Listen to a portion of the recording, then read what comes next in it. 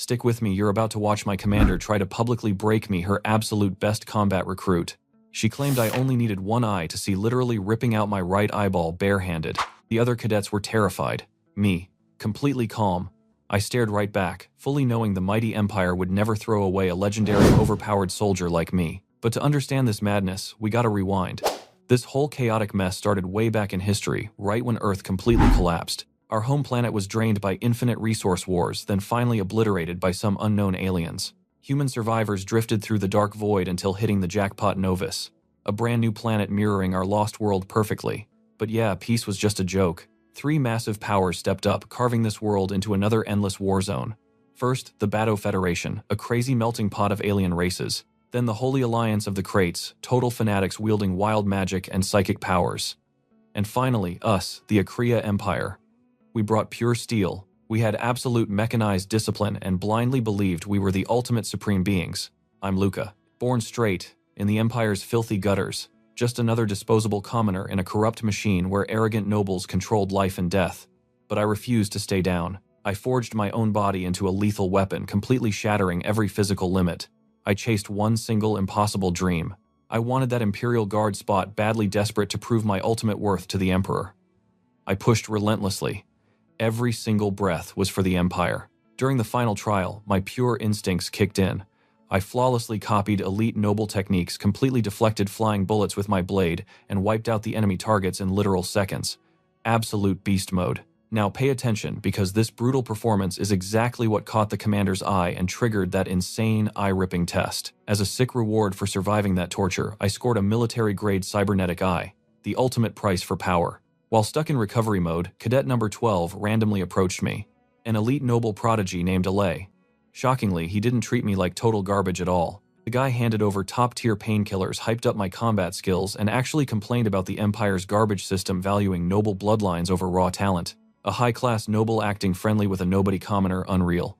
I just coldly fired back, promising I was going to surpass him anyway. But honestly, we built a solid bond of mutual respect right there. 2 years passed. With my cybernetic eye locking in deadly perfect shots, we dropped into our very first real mission.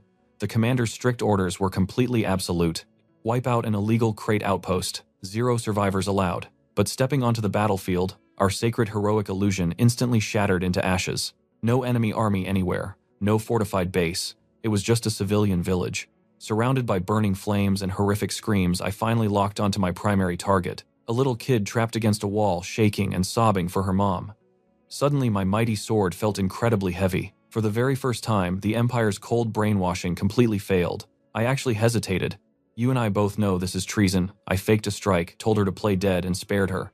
Then absolute explosive hell broke loose everywhere. Boom, Alay, the noble bro who respected me, just got half his body vaporized by an energy blast. Garita, a desperate crate force user, was violently defending his home. I instantly charged right at him. I rapidly dodged his space-distorting magic, pushing my tired body way past its absolute limits to close the gap. I stabbed my blade straight into his chest, but he wouldn't drop. Pushing through the pain, Garita blasted his magic right at my head, completely shattering my helmet. The guy was literally 1 second away from crushing my skull into dust. But then he paused. He saw my terrified young face beneath the wreckage. Right in the middle of this bloody carnage, this hardened enemy actually showed compassion. He realized I was just a brainwashed kid. But me, 0 mercy. I viciously exploited his kind hesitation, plunging my blade infinitely deeper into his heart to secure the brutal win. But as his warm blood dripped down my hands and his lifeless body collapsed, the blind fanaticism driving me completely vanished into thin air. I won. I actually survived. But staring at the man who showed me mercy, lying dead among slaughtered civilians, I finally realized the pure, disgusting cruelty of the Empire I served. Luca stared out at the chaotic, destroyed village, haunted by the echoing screams of pure despair. Cut to the Akreya hospital wing. Luca is just floating in a recovery tank, blankly staring upwards. Floating nearby, Alay casually asked how almost kicking the bucket actually felt. Glancing at Alay in the next tank, Luca shot back that the noble should answer that question himself, considering he was the one who actually got half vaporized. Acting super smug about his shiny new cybernetic parts, Alay asked if Luca got any cool upgrades. Luca casually mentioned his new titanium bones and synthetic skin, joking that in a few years he'd literally be a completely robotic weapon. Then Alay dropped a theory he guessed the commander already knew about the Force user. He figured the rookies were clueless because it was a twisted test and the senior soldiers simply watched because they honestly didn't care to help. But Ali admitted something felt super weird. Both he and Luca took direct hits from that magic user, yet survived. That definitely wasn't some random coincidence. So what do you and I make of this? The enemy never actually wanted to kill them. A realization that left Luca absolutely stunned. Alright, stick with me here. Luca realized letting the enemy live was a massive mistake for an Imperial soldier like him. That stupid mercy was exactly why the Karatas kept getting destroyed, he thought, absolutely furious. Suddenly Ella turned totally, catching Luca off guard. He asked why Luca ignored that Karata kid. Staring right at him, Ella pressed harder. Seriously, why do it? Luca immediately looked away, getting defensive. He told Ella he was talking way too much, asking if he'd grown an extra tongue. Looking super guilty and full of regret, Luca finally muttered that it was just a mistake, one that would definitely never happen again. Fast forward. An instructor announced the trainees had just finished 2 whole years of their grueling Imperial Guard training. They needed to be perfect role models for the newbies now. Especially Luca and Ella, who were literally the top 2 cadets in the troop. The guy in glasses hyped them up, saying Luca and Ella could absolutely become big-shot centurions, bringing major glory to the Empire. He broke it down: every 1,000 guards in the force get split up into 10 different centuries, and each century is run by one elite chief centurion. When the guy left, Luca figured once they got their crazy body mechanization done, they'd probably end up stuck in the 10th century. Yeah, it was literally the lowest ranked group, but Luca knew grabbing a spot there was still a huge win for his future. Cut to the training arena, the boys are sparring. Ella winds up to throw a massive punch with his shiny new mechanized arm, but Luca he easily brought up his guard and blocked it. They kept trading heavy blows, going all out. Seeing the crazy improvement, Luca had to admit the noble kid got seriously buffed by that arm. But then bam, Luca swept his supporting leg with a lightning-fast kick, sending Ella completely tumbling forward. Now pay attention to this move. Luca goes straight for the face. He stopped right before smashing his nose, casually telling him, "That makes 124 rounds and 124 totally flawless victories." Later on, the guys chilled out, just staring up at the stars. Ella sighed, admitting he genuinely thought he had it in the bag today. Luca smirked, saying fancy new parts aren't a cheat code. The blonde noble shot back, saying Luca seemed super tense since that centurion speech. Luca completely agreed, confessing he really wished he had more real combat experience. Ella was like, "Dude, just chill for a second." Staring right back, Luca hit him with the sad truth: "Unlike you, I have no backup plan. That is why I always have to push my limits." He sighed, telling Ella he had raw talent but absolutely zero drive. Like, why even become a guardian anyway? Ella just smiled at the sky and dropped a total truth bomb. "I actually just wanted to be an archaeologist to dig up the ancient arcane civilization." Confused, Luca asked, "So why not just do that?" Ella pointed out that the Empire literally banned that subject, plus his snobby family would absolutely lose their minds over it. Luca called him totally spoiled for complaining about hobbies, reminding him that poor people out there are just fighting to survive their next meal. Ella totally saw that lecture coming, laughing that he was just trying to share a deep secret with his bro. "I know what you're thinking, but Luca gets serious here." He warns Ella that criticizing the Empire means game over if anyone snitches. Ella clapped back, "Hey, you're hiding my secrets too." Luca firmly replied. He only hesitated back then because his enemy wasn't an actual threat. Giving Ella a dead serious look, Luca declared his absolute loyalty to the Empire's sheer power. "Anyone against the Empire is instantly my enemy too." He warned the blonde noble that he definitely wouldn't be an exception. Ella just smiled at that edgy speech. Hopping down from the wall, he totally called Luca's bluff, calling him a liar. He looked right at him, saying if he was really a brainwashed fanatic, he would have totally tried to end him already. Walking off into the dark, Ella just told his buddy to relax. Looking super annoyed, Luca called him a massive idiot, muttering that he's gonna get himself killed. Boom, 1-year time skip. Now they're exploring a crazy, uninhabited arcane zone on a recon mission. Ella touched the ancient ruins, completely geeking out over how mystical the place felt. The whole wall was literally radiating energy, millions of years old. With literal stars in his eyes, Ella asked if this wasn't the coolest thing ever. Star-exploring civilizations that outdate humanity, insane. Sweating bullets, Luca realized his friend just completely ignored his warning and crossed the line again. Trying to stay focused, Luca told him to watch his back since any enemy encounter meant an immediate deathmatch. But Ella was way too hyped up, joking that some heroic guard would just save them. That made Luca super nervous. Out of nowhere, a voice dropped a deep quote about the past, creating the present, and using history to predict the future. Honestly, a pretty solid reason to be a history nerd. Turns out it was Claude Raon, another fancy noble cadet. So, what do you and I make of this white-haired, red-eyed guy instantly flirting with Luca? Alright, stick with me, because you and I are about to watch a normal chat turn into total chaos. Luca drops into a fighting stance, warning Claude to back off. Claude just tries chilling him out, saying he only wanted to introduce his sister. He begs Luca to just think about it. Eli cracks up over Luca being so popular, but Luca snaps at him to shut up. Then the ground completely shakes. The leader barks out combat formations immediately. He and Claude push to the front, ordering Eli's squad to cover their backs. Spotting a strange bright light deep in the trees, Luca squints to see. A dark figure stands dead still, a glowing cube floating right above it. Luca's eyes go wide with absolute terror, recognizing the shadow. A corrupted paladin, covered in clean silver armor. Feeling their presence, this absolute monster slowly turns around. The two trainees totally panic. Their cover is completely blown now. The paladin raises one arm, summoning a sharp spear sparking with crazy energy, and aims it straight at them.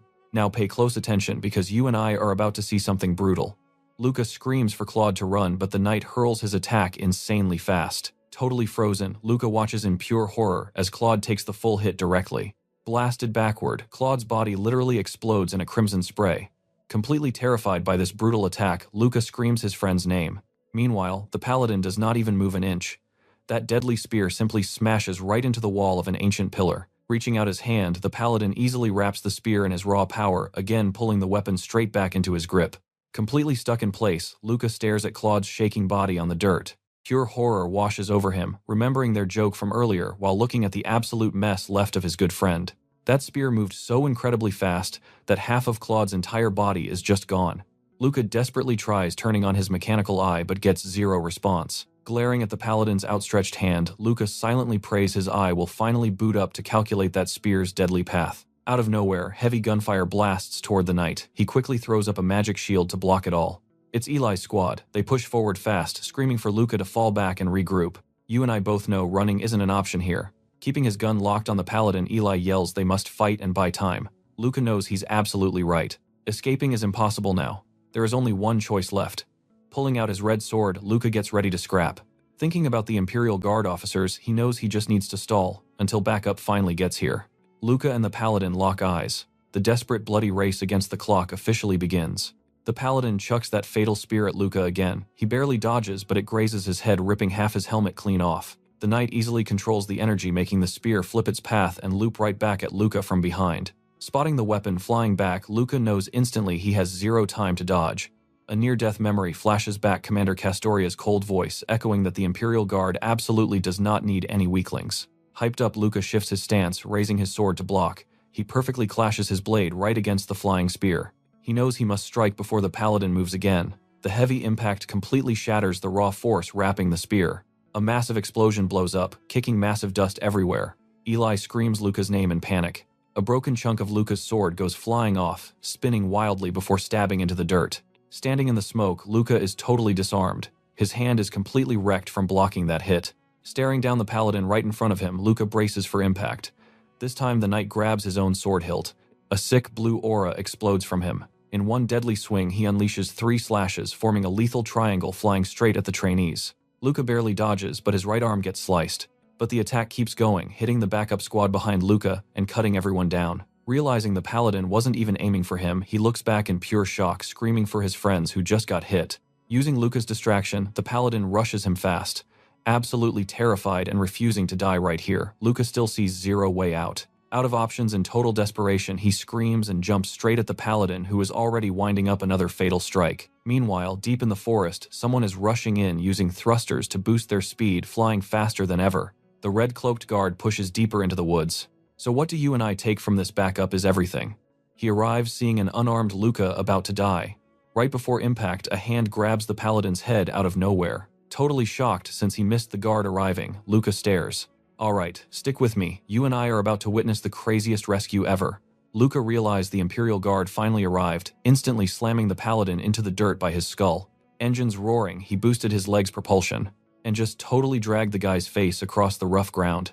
One hand on the head, the other whipping out a pistol, he blasted the knight's back with a barrage of shots, still casually grinding his face through the dirt. Savage. Spotting the massive ancestral pillar, the guard just chucked the paladin right into it. Boom, a massive explosive impact. Watching the sheer force literally shake the pillar from afar, Luca was gasping for air. He literally couldn't believe he was still breathing. Through the thick dust and heavy smoke, his savior approached. Stepping out of the haze, the imposing figure was confirmed to be a senior. Luca totally lost it, screaming in pure hype, thinking he was finally safe with backup. But hold up. Right behind the guard, this stubborn paladin planted his sword, struggling to stand. Glancing back with a terrifying red aura, the senior locked eyes with the knight who just glared through his broken mask. Squaring up against the paladin, the guard got ready for round 2. Meanwhile, the battered knight used his sword like a crutch, refusing to quit. Hefting his massive axe, the senior aimed it right at his enemy. Watching from afar, a breathless Luca analyzed the crazy showdown. An Imperial Guard rocking a Legion armor versus a Holy Knight using the Force? Epic? Now pay attention, you and I need to watch this carefully. As both monsters clashed, an insane, blinding flash and massive shockwave erupted everywhere. Locking eyes, they went all in on a raw power struggle.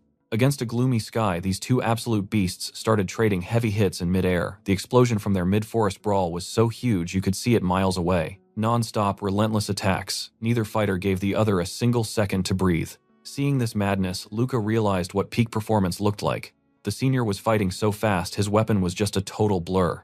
While they tore each other apart, Luca desperately prayed for the guard. Direct hit, using his weapon's built-in propulsion for a mega boost, the guard completely shattered the paladin's blade into tiny pieces. Not missing a single beat, the senior grabbed the knight's head again. Activating his mech arm's engines, he applied absolutely lethal skull-crushing pressure. But get this. While getting his helmet crushed, the paladin stealthily coated a distant spear with his force. That exact spear stuck in the dirt right behind Luca suddenly glowed with intense energy. Catching on to the sneak attack, Luca stared at it, absolutely terrified. Flashing back to Claude, Luca knew the senior was totally clueless about this weapon's insane speed. He'd never dodge it in time. I know exactly what you're thinking. If the big guy goes down, our one-armed boy is entirely doomed too.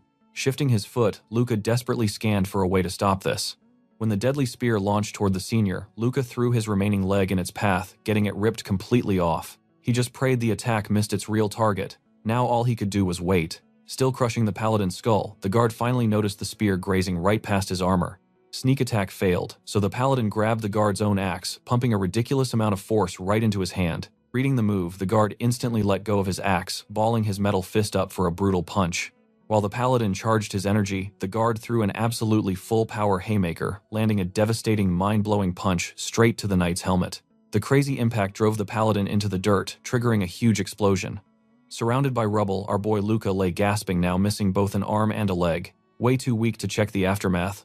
Luca just wondered who actually survived that clash. Hearing footsteps approach, he prayed to heaven. It was his savior. Eyes shut tight, Luca suddenly heard a voice, praising him for a job well done.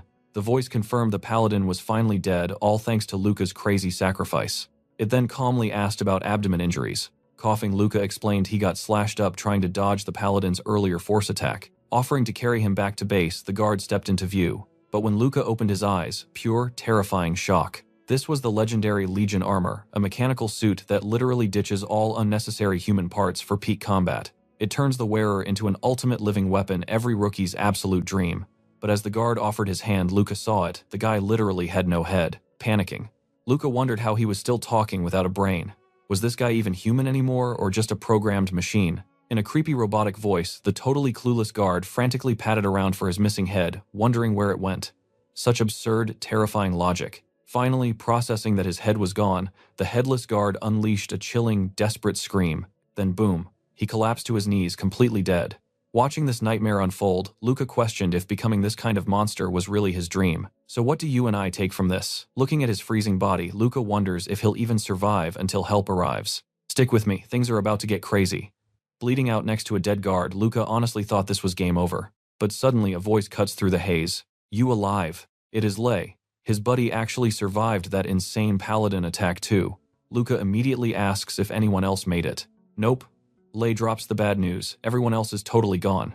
Dropping next to the dead guard, the blonde asks how bad Luca's bleeding. Luca gives it to him straight. He is a goner. Not moving an inch, Luca asks what his buddy plans to do next, completely shocking Lei. He points out that Lei's ultimate dream life is sitting right there for the taking. Lei just stays totally silent. Staring at the horizon in a cold sweat, Luca tells him the Empire will never give him what he wants. Run to Kate or Bato. Still getting zero response, Luca warns him that once backup gets here, they are dragging them back to the Empire. So, he better run now. Panting and barely holding on, Lei finally forces himself up. Luca just watches his friend slowly drag himself toward the trees. Any Empire citizen would kill for Lei's fancy family. Thinking back to them stargazing, Luca admits he just does not get the guy. But whenever Lei talked about his real dreams, the dude's eyes completely lit up. So honestly, Luca hopes his bro finally lives free. Then he just peacefully shuts his eyes. Now watch this. Something presses on his missing arm. Luca snaps his eyes open. It is Lei. He asks what this absolute idiot is doing. Lei just smirks. He says Luca's dramatic little speech actually made him panic that his friend was going to die right there. Plus, his conscience would totally eat him alive if he just let his bro bleed out. Luca lets out a huge sigh. What an absolute moron. Right as the rescue ship lands. Fast forward a bit. Luca is super focused, completely absorbed in a comic about a spaceship invasion. Boom, Lei pops up out of nowhere, scaring him half to death, asking about new parts. Tapping the magazine, Lei totally nerds out over the F-24 model, claiming it adapts faster and beats Luca's current junk. Luca slams the magazine shut on the seat. He glares at his buddy to stop jump-scaring him. Lei instantly apologizes. Back home in the Empire, after getting patched up, the government suits interrogate Luca. They grill him about the 3 dead cadets and the guard. They are calling it the Karata Paladin encounter, though Luca thinks that is just a cover name. But honestly, they brought him in for something else entirely. Lei mentions that a weird artifact was found at the scene. You and I both remember that floating cube, right? Luca guesses it caused everything. Glancing at Lei, he asks who is collecting this crazy artifact. His buddy replies that they already sent in a squad of specialists. Looking super stressed, Lei explains that if the Alliance hoards the artifact and the crash site, an absolute bloodbath is starting. If the Empire fights the Karatas, those Balata guys win without even trying. Minor turf wars are already popping off, but Luca shuts him down fast. He could not care less about stupid politics. Just give him orders and let him smash things. Classic Imperial Guard mentality right there. He suddenly remembers a senior getting his head chopped off. His captain played it off as just a weird phantom glitch from residual energy. Luca is not buying that garbage. The captain was sweating bullets when making that excuse. Lost in thought, he knows his questions have 0 answers. But he is not dumb enough to go poking the bear, especially when headquarters ignores everything. Meanwhile, right inside the gritty cadet camp, there is this ridiculously fancy visiting lounge. It is built for soldiers to meet family and friends. Luca literally never thought he would step foot here. He is just a broke orphan. Who on earth would visit him? He stares blankly at the gorgeous white-haired girl standing right in front of him. It is Lillian Ramon, the little sister of Claude. Why the heck is she here? Luca starts sweating. He was the squad leader when her brother died. She is definitely here to scream at him for Claude's brutal end. But Lillian tells him to chill. Her family honestly saw this coming the second Claude joined the Empire's military meat grinder. Taking a sip of coffee, she simply says she came to see him. Turns out Claude bragged about Luca all the time, calling him the absolute best cadet in camp. Her brother wanted them to meet. Luca asks if she cares that he's a broke orphan. She prefers it that way. Trust me, we need to see what happens next. Alright, stick with me here. Luca just realized that Lillian dropping all the boring, noble formalities means she actually likes him. She innocently asks if he dislikes the idea of getting closer.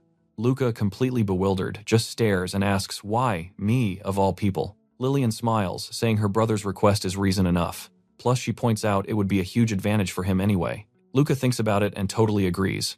A commoner like him, marrying a high-ranking noble, that is a literal miracle. He remembers hustling his whole life, doing whatever it takes just to succeed. Marrying a noble would fast-track his goals, sure, but come on, this is way too easy. Naturally, his survival instincts scream that it's super suspicious, so straight up he rejects her offer. Lillian is totally blindsided. Getting up to leave, he bids the white-haired girl goodbye. He always thought Ellalie was an absolute idiot for trying to escape this empire. Yet here he is making a huge life choice based entirely on a bad gut feeling. Rejecting a noble like Lillian, oh, she will definitely take that as an insult. He just hopes this won't ruin his life. But suddenly Lillian steps right up and grabs his hand, completely catching him off guard. Blushing bright red and refusing to let go, she admits she rushed things. She shyly asks if they can just start off as friends instead. Still totally shocked, Luca stares at her and stammers that that is not what he meant. Letting go of his hand, Lillian immediately sprints away, yelling that she will see him again soon. Luca just stares at his empty hand, deep in thought. You and I both know shaking her off will not be easy. Fast forward to the training hall. Luca is facing off against a ponytail guy named Quinuan, the absolute beast of a combat instructor for the Imperial Guard. Quinuan just laughs. He genuinely never expected a cadet to seek him out like this. Luca says he wants to learn.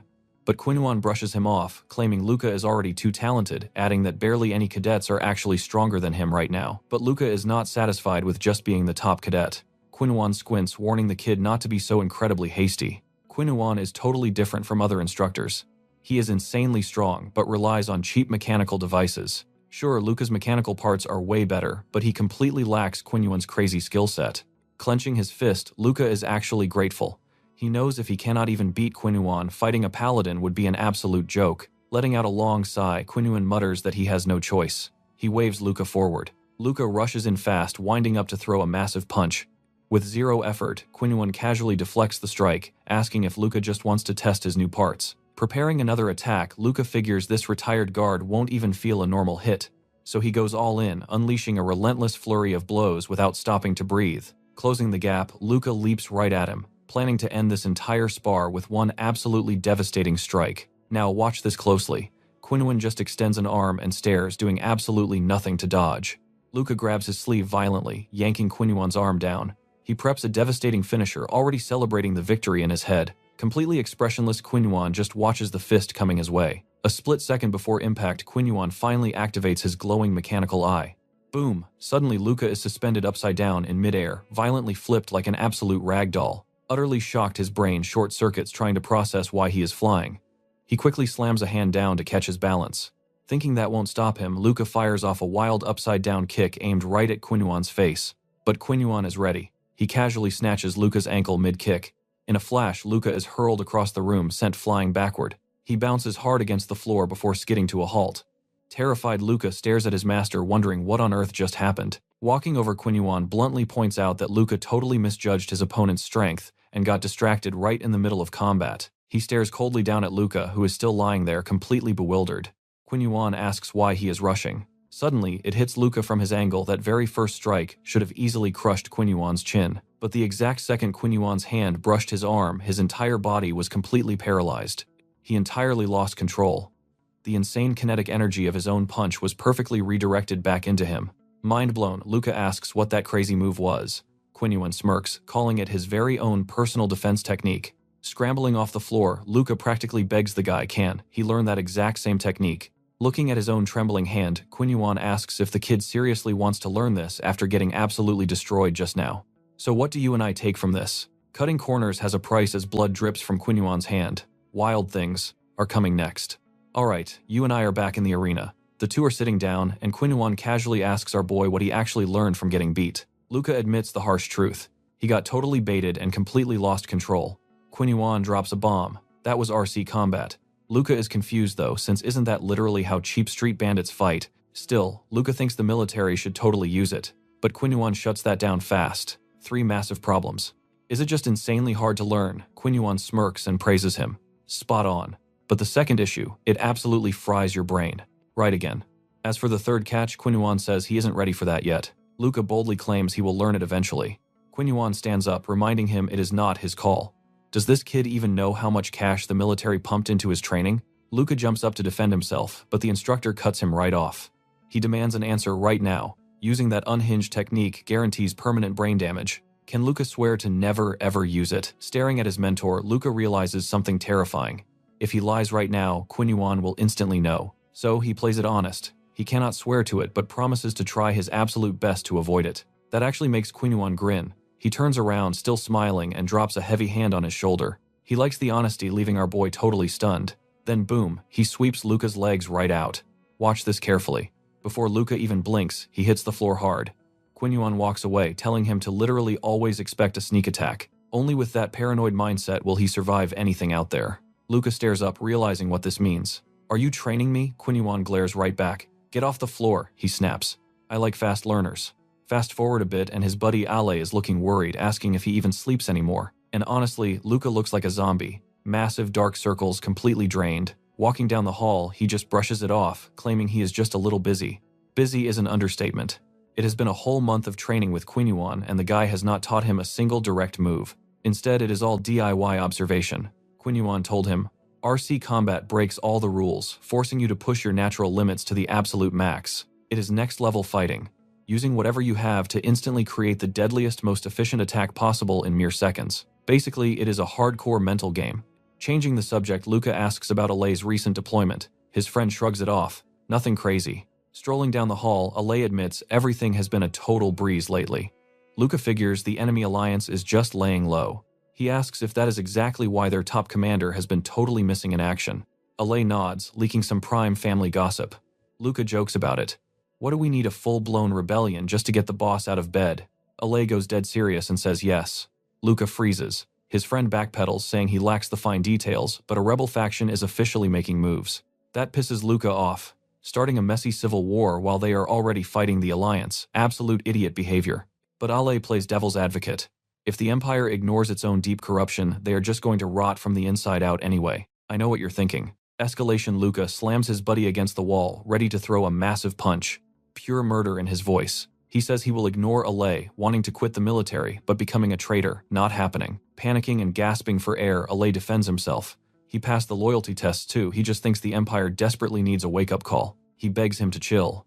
Luca finally lets go, warning him to drop the highly suspicious traitor talk. The last thing he wants is his buddy's name on a rebel hit list. Sweating but smiling, Alay tells him to relax, even offering to buy him food this weekend to make peace. But not even making eye contact, Luca coldly rejects him. He has plans. He literally tells him to stop talking because he is annoying. Still catching his breath, Alay teases him about a secret date with a girl, but Luca just orders him to get lost. Cut to the gritty lower sector of Arisha. Both Luca and Qinyuan are standing there soaking in some serious, unexpected nostalgia. Luca admits it. Once he put on that soldier uniform, he never planned to visit these dirty slums again. Qinyuan is practically glowing with excitement as two random guys brawl nearby. Luca honestly never expected his elite instructor to drag him here. This place is a dump where all the city's burning thermal waste gets flushed. Growing up, Luca choked on this exact toxic air every day. Back then, he knew the harsh reality. Escape this trash heap or stay a pathetic loser for the rest of his miserable life. Qinyuan snaps him out of his deep thoughts. Luca turns around to find his master waiting in a shady dark alleyway. Walking through the shadows, they pop out into a surprisingly crowded underground market area. Checking out the sketchy shops, Luca asks if this is the legendary black market. You know, the place where curious kids go and vanish forever. And that's where we leave it. Qinyuan smirks, and Luca realizes his elite teacher knows this illegal underworld way better than he does. Let's dive back in. Looking at his hands, Luca is seriously wondering why Qinyuan forced him to equip pure junk-tier cybernetics. Standing right in front of him, Qinyuan casually tells him to prep. Down the hall, two bulky guards block the main door. The second they get close, a guard barks at them to halt. Qinyuan just smiles, saying he needs a chat with the boss. Hearing this, the guard glares, asking if he even knows Alf, the big boss here. Qinyuan smoothly says no, he just wants to meet him. Instantly, the guard pulls his gun, aiming right at his head, calling him insane. Qinyuan still smiling like a maniac. Meanwhile, Luca instantly dashes in, sweeping the guard completely off his feet. Mid-air and totally confused, the guard looks up. He can barely process that this scrawny kid just dropped him. The second they crash down, the second guard spins around. But Luca is way too fast. He snatches the dropped weapon, aiming it right at the guy's face, warning him to freeze. Still grinning, Qinyuan asks the sweating guard if the situation is crystal clear now, casually ordering him to fetch Alf immediately. Totally defeated, both guards drop their heavy weapons straight to the floor. Luca stares at Qinyuan, asking what his grand plan was if he failed. Qinyuan just shrugs, claiming he'd simply find another way out. Glancing around the shady facility, Luca asks what this place actually is. Qinyuan beams, calling it the absolute hottest spot in the entire empire. Luca is just baffled. So Qinyuan finally drops the punchline. Welcome to the underground coliseum. Past the heavy doors, two more guards stand watch. Inside the private office, our duo sits directly across from three very intimidating guys.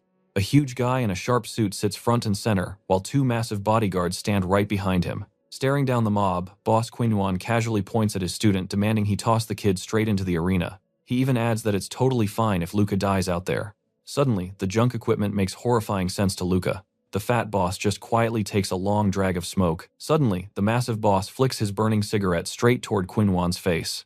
In a flash, Luca snatches the cigarette right before it hits his master's chest. Qinyuan. He doesn't even blink. But wait. Both bodyguards now have their heavy guns aimed right at them. Now pay attention to this absolute power play. The boss claims he only invited them in to easily execute them. But Luca's brain is working fast. He knows it's a total bluff. Think about it.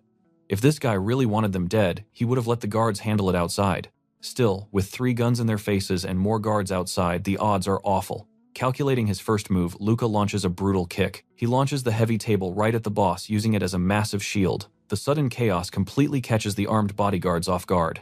As the wood shatters into pieces, Luca charges in like a beast. He locks the fat boss in a tight chokehold, instantly disarming him. Gripping the stolen weapon, Luca locks onto the bodyguards. Bang, bang, 2 perfect headshots drop the massive threats in a split second. Hearing the deafening gunfire, the hallway guards aggressively kick the doors open to check the chaos.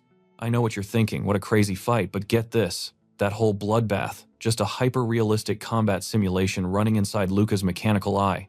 He hasn't moved an inch. Back in reality, Qinyuan calmly asks about the facility's previous owner. Alf smirks, asking if he means Tora.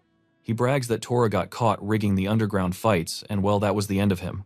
Quinhuan smoothly calls it a brilliant power grab. Alf snitched on Tora to steal the Colosseum. It's just business considering Tora literally did the exact same thing years ago. Losing his temper, Alf steps up. He jams his pistol against Quinhuan's head, furiously demanding how he knows so much. But the master's smile finally drops. With dead eyes, Quinhuan tells Alf to step back unless he really wants to join Tora in the cold ground. Hearing that Alf visibly trembles in pure fear, sweating bullets, he orders his men to stand down and heavily drops back into his chair. Nervously fixing his glasses, Alf asks if fighting is really all they want. Scanning the kid, Alf mocks Luca's fragile frame, claiming he has zero combat build and will be slaughtered in seconds. He agrees to the match but demands a massive payout. So Quinhuan casually offers the location of Tora's hidden vault, noting that Alf already looted the dead man's eyeball key. Terrified, Alf mentally panics, wondering who this smiling monster actually is to hold such perfect intel. The smile returns. Quinhuan just calls himself a lingering ghost from the past, telling the sweating boss to chill out. Defeated, Alf offers full VIP treatment. Quinhuan accepts, then drops one final insane request: put the boy against their absolute strongest champion. Staring at his mentor, Luca realizes he is miles away from this level. The guy just dominated an armed mafia standoff without lifting a single finger. Down in the Colosseum waiting room, Quinhuan just stares at a glowing tablet. He warns Luca the brutal match starts in 2 hours, ignoring that Luca only asks what is actually hidden inside that secret vault. That's where we leave it for now. Quinhuan just teases that the loot is life-changing, promising full details only after Luca actually wins. Flipping the screen, Quinhuan reveals the opponent. It is Gabriel, the legendary Iron Fist. Quinhuan gave it to him straight. These Colosseum fighters did not care about tomorrow. They would use literally anything to win, and one direct hit could instantly end Luca's life. Stick with me here, you and I are about to see him explain the absolute foundation of the art's combat method. Relaxing his grip, the master told the kid to just be satisfied. But Luca shot back in his world, being satisfied meant you were already losing. But his master just replied, water never breaks, it adapts. He admitted he had been watching the rookie since his very first exam. With that kind of raw potential, tracking him down was absolutely the right call. Luca completely called him out for buttering him up. Smiling, Quinhuan grabbed his shoulder and totally agreed. With a grin, Quinhuan mentioned this might be their final goodbye. Luca just smiled right back as blinding lights suddenly flooded the main arena. Stepping up, the announcer hyped the kid up as absolutely crazy for challenging Gabriel on his very first night. He completely roasted Luca, joking that he still drank from a baby bottle. He even called him Good Boy, a nickname the kid absolutely despised. Walking right through the angry crowd, heavy boos rained down. People kept screaming, asking who even let a weakling inside. Looking around, the fans were hyped to see him get completely crushed. Brushing off the hate, he walked forward, thinking about how twisted people really were. Entering the ring, he knew they genuinely wanted his blood. You probably think he was terrified right now, right? Honestly, he felt right at home. Dropping his hood, he decided to show these absolute losers his true power. Flashing back to his rough childhood, he remembered always being completely starved. Twice, every single month, an Imperial officer dropped off basic survival supplies, but the greedy owner always sold half of it. Starving was just normal life for those kids. Yet despite the hunger, Luca never stopped his brutal training. He devoured every single old dusty book he could find, constantly pushing his physical limits with massive weights made of solid stone. The other kids thought he was totally insane. They laughed, saying all that extra work would just make him even hungrier. Glaring right back at them, he flat out stated that if he got hungry, his raw strength would secure him more food. The strong absolutely crushed the weak. He knew that brutal rule by heart. The powerful got to eat and the weak were left to starve. Crying after getting beaten down, the other orphans told him he was just a pathetic kid like them. They begged him to stop acting so tough, because at the end of the day, he was just another trash-tier bottom feeder. Chewing his food and totally tuning them out, the boy realized he never had to listen to the annoying cries of weaklings. By age 12, his name officially landed on the Imperial Guard trainee prospect list. At 15, he was officially in. Those crying kids had absolutely no clue what his real life was like. He prayed he would never see those losers again. During his brutal trainee days, he completely blocked out the orphanage. He honestly believed he would never step foot in that dump again. Now, facing his massive opponent, the crowd was violently screaming Gabriel's name. Gabriel smirked, joking that management must be high to toss a kid in here. But hey, as long as he got paid, he really did not care. Sizing the huge guy up, Luca immediately noticed his body was completely asymmetrical and totally unbalanced. His cyborg parts were totally mismatched, and his real skin was constantly inflamed under that heavy armor. But even so, the guy was an absolute powerhouse. Every single modification was made just for raw destructive strength, the boy thought quietly. Towering over him, the giant teased that Luca was pretty cute, asking him to just be his personal servant for the night. With a cocky grin, the rookie fired back. Gabriel would definitely need a nurse because he was getting completely wrecked tonight. That completely set the giant off. Stomping back to his corner, the Iron Fist angrily promised to beat this kid until he was literally begging to be a servant. Now watch closely, the announcer grabbed his mic, screaming that this absolute world of pure carnage was officially kicking off. Up in the stands, Kinuan watched closely. With every single eye glued to the ring, Alf hyped up the incoming massacre. Clenching his fists hard, the boy realized the horrible truth.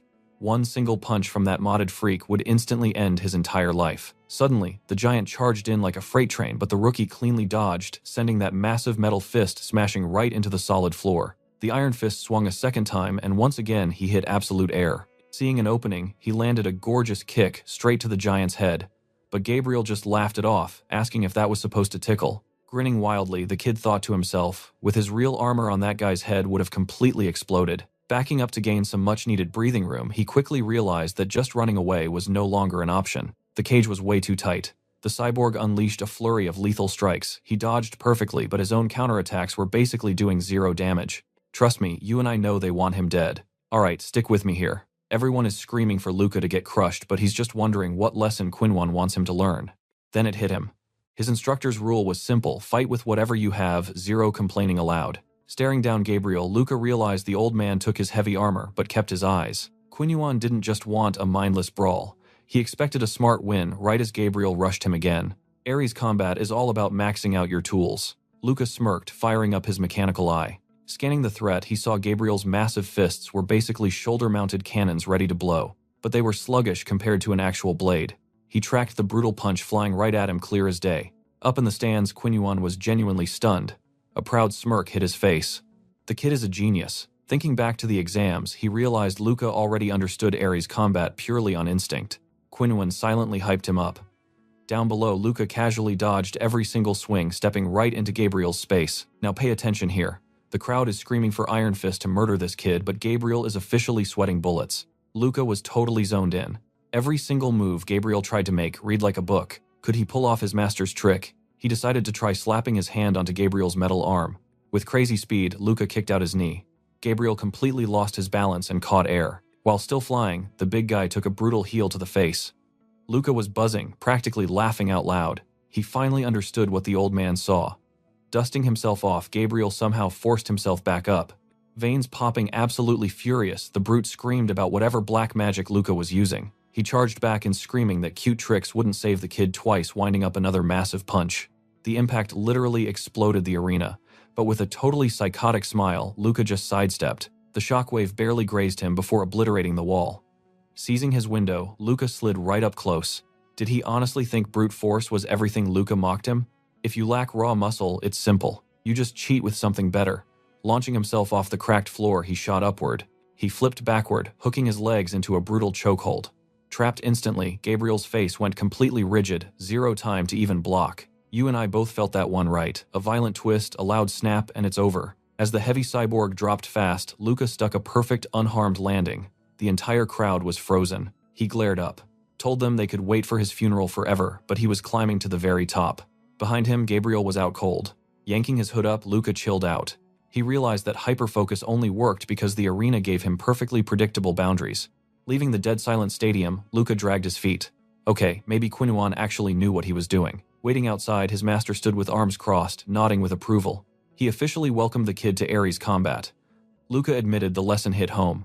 Then Quinwan held out his hand, offering him a little reward. Luca snatched it, a solid credit chip. He raised an eyebrow, asking if this was his prize money. Not a chance.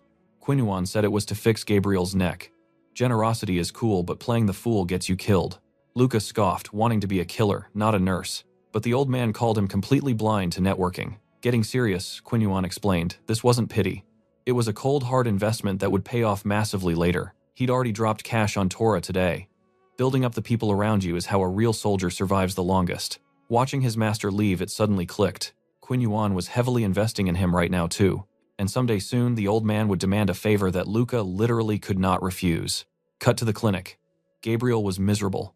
A doctor tapped a screen explaining his old cyborg mods were trashed. He needed the top-tier psionic gear. Gabriel completely snapped, screaming he was completely broke. He raged, asking if this was a scam. Everyone else in the slums used cheap junk metal bodies. The doc didn't flinch. He reminded Gabriel that normal guys don't install crazy military-grade upgrades. Meanwhile, tucked in the shadows, Luca was secretly listening to the whole meltdown. So where does that leave us? Without Luca paying up, this guy is doomed. Ranting at the ceiling, Gabriel cursed about how expensive his broken gear was, totally missing his stalker. Alright, stick with me here. Luca casually drops by, smiling and acting happy to see Gabriel awake. But Gabriel, his eyes are literally burning with pure rage. Staring right at his worst nightmare, Gabriel screams that he will absolutely destroy him someday. Luca steps closer, dead serious. He quietly reminds the guy that he already promised to break him during their last fight. Then reality hits. Luca remembers his instructor telling him to chill out. Backing off, he walks straight to the doctor, asking about that fancy Zionic model mentioned earlier. Flashing the digital credits on his chip, he asks if this cash covers it. The doctor nods, yes. Gabriel is totally lost right now, demanding to know what Luca is doing. Luca just casually says he is covering all the medical bills. Gabriel is completely baffled. Why? Luca shrugs and says he just felt like it. Smirking, Gabriel mutters that the nickname Good Boy fits him perfectly. Swallowing his massive pride, Gabriel realizes this is the ultimate flex winner's mercy. He asks for his real name, and Luca finally gives it to him. Staring him down, Gabriel promises that if Luca ever needs a favor, just say the word. He hates being in debt, but honestly, Luca is kind of loving the power trip. Now watch this transition. Back at the AK training arena, two guys are squaring off inside the ring. Ally wastes zero time rushing in with a crazy high kick to the head. Luca blocks it with one bare hand, looking completely bored. Just relaxing his grip, Luca uses dirty street combat to spin Ally and completely toss him. Once practice wraps up, Ally looks absolutely crushed by that brutal session. Slumping down next to him, Ally asks if instructor Kinyuan taught him those street moves. Luca nods yes. Looking super confused, Ally mentions that only thugs use that fighting style. Luca laughs and agrees, wild as it sounds. Ally sighs, admitting he cannot even imagine winning anymore. But Luca actually praises him, calling him the only trainee worth fighting. Realizing that the underground coliseum leveled him up, Luca smiles. Ally notices his good mood and immediately asks for a huge personal favor. Surprisingly, Luca actually says yes. Cut to the Akratia Empire visiting room. Luca looks absolutely ready to snap. Meanwhile, Ally is sweating bullets, completely looking away. And right beside Luca sits Lillian, her intense red eyes practically burning holes into his face. Twitching with rage, Luca calls Ally out. Panicking, Ally apologizes, swearing their families are close and he literally could not say no. Lillian completely ignores the tension, pointing out she signed up to visit multiple times. She demands to know why he is dodging her. Luca hits her with the cold, hard truth he is not interested, hoping the ghosting would send a clear message. I know what you are thinking, so harsh, right? Ally begs him to be nicer, but Luca just tells him to shut his mouth. Staring right into his eyes, Lillian asks why he hates her so much. Luca flatly says he has zero time for women, just his main mission. Lillian tilts her head, asking if dating her would not actually help him. But Luca fires back, saying she does not get it. Relying on a powerful noble means he could lose his entire life in one single second. That is a risk he refuses to take. As Ally stares at the floor sweating, Lillian points out the giant loophole: he is best friends with Ally, another noble. Luca immediately shuts that down. Ally is his actual friend, and it has absolutely nothing to do with family status. Lillian finally asks if he seriously will not give her a single chance. Downing the rest of his drink, Luca stands up.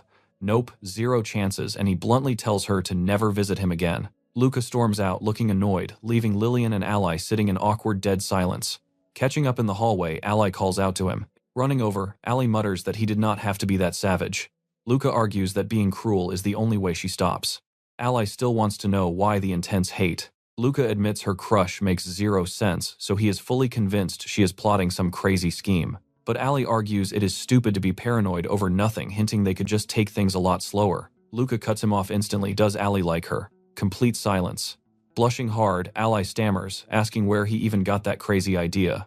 Luca smirks. He heard his panicked breathing the whole time. Glaring right at him, Luca makes it clear he has zero interest. He tells Ally to step up and make his own move if he likes her. Sweating, Ally just stays completely quiet, totally thrown off. Looking away in pain, Ally stares back at the table, secretly thinking there is absolutely no way he could ever pull that off. Cut to an insane magma pit right inside the city. Two figures are chilling on a massive pillar near the boiling edge. It is Luca, deep in meditation, telling himself to stay perfectly calm under pressure, and sitting right beside him is his crazy instructor Kinyuan. Luca asks how Kinyuan would have handled that deadly office ambush. Thinking back, Luca literally sees no way to survive that room unarmed and alive. Waiting for some legendary master advice, Luca is stunned when Kinyuan casually says he would have just hidden under the desk immediately. You and I know that is wild. Luca argues they had guns, so hiding just wastes the chance to attack. Stick with me here. Qinyuan completely predicted that Luca would attack at the very first chance. Luca wonders what the old man would do alone. The instructor smirks. He knew Luca's plan because the kid was literally trained for maximum aggression. But here is the kicker. Taking that fat boss hostage would have just gotten Luca shot too. Gangs replace dead bosses all the time. But before that, Qinyuan planned to wipe them out completely and drag Luca through a secret escape route. Staring at his teacher, Luca is mind blown. Qinyuan predicted his every move and even had a flawless getaway planned. Luca just cannot comprehend this guy. Qinyuan explains that RC combat uses the entire brain. Hearing that, it suddenly clicks for Luca. Constant limit pushing is exactly what causes massive brain damage. Taking a second to think, Luca asks the big question: does using the Legion block RC combat entirely? The instructor nods, yes. Qinyuan explains that becoming a guard means getting a Legion. That tech eats up all your memory signals and brain resources, meaning zero brain power left for RC techniques. Feeling totally let down, Luca realizes his teacher hid this just to avoid a tantrum. If he knew earlier, he would have skipped training completely. Watching Luca leave, Qinyuan wonders if it's over. Luca says a quick thanks for everything. Qinyuan just watches him, adding that the door is always open if he changes his mind. Still super tense, Luca leaves in dead silence. Later, he stands frozen inside an Empire room. Watch closely now because 3 months just flew by. Castoria finally shows up, making excuses about being way too busy to meet his trainees. The commander checks in on Luca. Our boy assumes he's getting drafted to crush the recent rebellions. Luca casually mentions he's just training alone. Castoria drops a bomb. Luca is benched from missions. Why? Because he's already way too strong. Luca respectfully thanks the commander. Then Castoria casually asks about his recent training with Qinyuan. Instantly, Luca gets suspicious. Is this the real reason he got summoned? Luca realizes the Empire definitely tracked his secret trips to the slums, the shady black market deals, and those wild Colosseum fights. Castoria directly asks about the RC combat training. Playing it cool, Luca simply replies that he quit doing that entirely. Castoria totally agrees. Since RC combat clashes with the Legion tech, it's basically useless garbage for any Empire soldier anyway. He nods, totally understanding Luca on this. Qinyuan tosses out the untalented, and the geniuses just see zero reason to even bother, making Qinyuan the sole RC user left. Staring back, Luca asks if Castoria actually wants him to continue learning. Castoria says yes, just to keep on Qinyuan's good side. Luca needs to stick with the training program, and he makes it a strict official order. Shocked, Luca wonders why the commander fears a retired old guy but smartly stays quiet. Luca simply agrees to follow the orders. Castoria gives a creepy warning he's always watching, but he admits Luca has that main character energy to reach the absolute top. You and I didn't see this coming. Holding a toy helmet, Qinyuan admits he never expected Luca back so fast. He reminds Luca the door was always open, promising he won't ask any annoying questions about it. Luca says thanks. Honestly, he fully expected begging the old man to teach him again would be way harder. Luca asks why they're hanging out here. Qinyuan just ignores him, asking if kids still like these toys. Flexing hard, Qinyuan turns to the owner and literally buys out the entire store, demanding immediate delivery. The owner is absolutely stunned. Meanwhile, Luca stands there completely confused, wondering why his master needs toys. Pulling up to the drop spot, it clicks. Luca asks if it's an orphanage. Qinyuan just tells him to drop the heavy boxes and chill. Suddenly, a familiar voice calls out. Gabriel is standing right there, looking totally annoyed, hauling heavy boxes. He angrily asks Luca if he looks like some cheap baggage handler. Luca smirks, remembering Gabriel offered to help back at the hospital. Plus, this is way easier since the shop refused delivery. Gabriel snaps back that he meant helping with epic fights, not chores. Smiling, Luca drops a roast. He doesn't need backup for fights. Staring at the bald giant, Luca notices that fancy new spine implant actually gave Gabriel way better physical balance. Glancing over at Qinyuan by the front door, Gabriel curiously asks who the old guy even is. He figures if the man is so legendary that even the Alf couldn't handle him, Luca must know his deal. Luca gives a chilling warning. If he wants to keep his head attached, he really shouldn't stick his nose into this. That's where we leave it. Luca finally realizes this is the exact orphanage where the terrifying Qinyuan actually grew up. Stick with me here because things get wild. Qinyuan is doing charity work when several orphanage kids run right toward our two guys. Luca and Gabriel hand out the gifts while the kids cheer, but classic Gabriel starts complaining they're super rude, mostly because one little brat straight up called him ugly. And of course, two of the little gremlins immediately start throwing hands over a single gift box. Watching this, Luca gets hit with childhood flashbacks. Life was never fair back then. He realizes pretty quickly you need absolute strength to grab what you want. While Luca is deep in his edgy thoughts, someone sneaks up behind him, calling his name. He turns around. It's Qinyuan asking for a private chat. Leaning casually against the fence, the guy mentions he actually visits this rundown lower sector every now and then. He praises the director, saying they're pulling off a miracle, considering they get basically zero funding to keep this chaotic orphanage running. Super curious now, Luca asks if Quinhuan actually grew up here. Quinhuan brushes it off, claims he forgot all that boring stuff and just dropped by totally randomly. He even adds with a smirk that maybe he visited the exact orphanage Luca grew up in. Luca stares hard. He thinks the guy just looks like your average washed-up veteran, stripped of his past glory, rocking a totally damaged nervous system thanks to some massive brain injury. Luca seriously wonders if that depressing image is his own future. But Quinhuan completely cuts the vibe, telling him to get straight to business. Suddenly, dropping the nice guy act, he threatens Luca. Who exactly ordered him to come crawling back here? Now watch this part closely. Combat eye fully glowing, Quinhuan turns and asks if Commander Castoria sent him. Luca is absolutely frozen in pure shock. Staring at his instructor, he finally snaps out of it, locks eyes with Quinhuan, and demands to know what the heck he means. How does this guy know the chief's secret orders? Is he hiding something incredibly dangerous? Is Castoria terrified? Luca gets ready to throw down. He realizes if the guy is a massive threat, he might literally have to take Quinhuan out right here. But Quinhuan just stares right through him. He tells Luca to chill out if he values his life. He flat out warns that if Luca goes all out, holding back would be impossible. He'd end up accidentally sending our boy straight to the afterlife. Sweating bullets, Luca stubbornly declares he is just a loyal soldier of the Empire. That's his only answer. Quinhuan just sighs. He says Luca is so clueless, he doesn't even know his own path. Placing a heavy hand on his shoulder, Quinhuan says no judgment here. After all, blind obedience to the top brass is just classic soldier behavior. Then he drops a bombshell. Did Luca really think coming to him that first time was his own free choice? When Luca bended that bullet trajectory without a combat eye, the big bosses had already started pulling strings.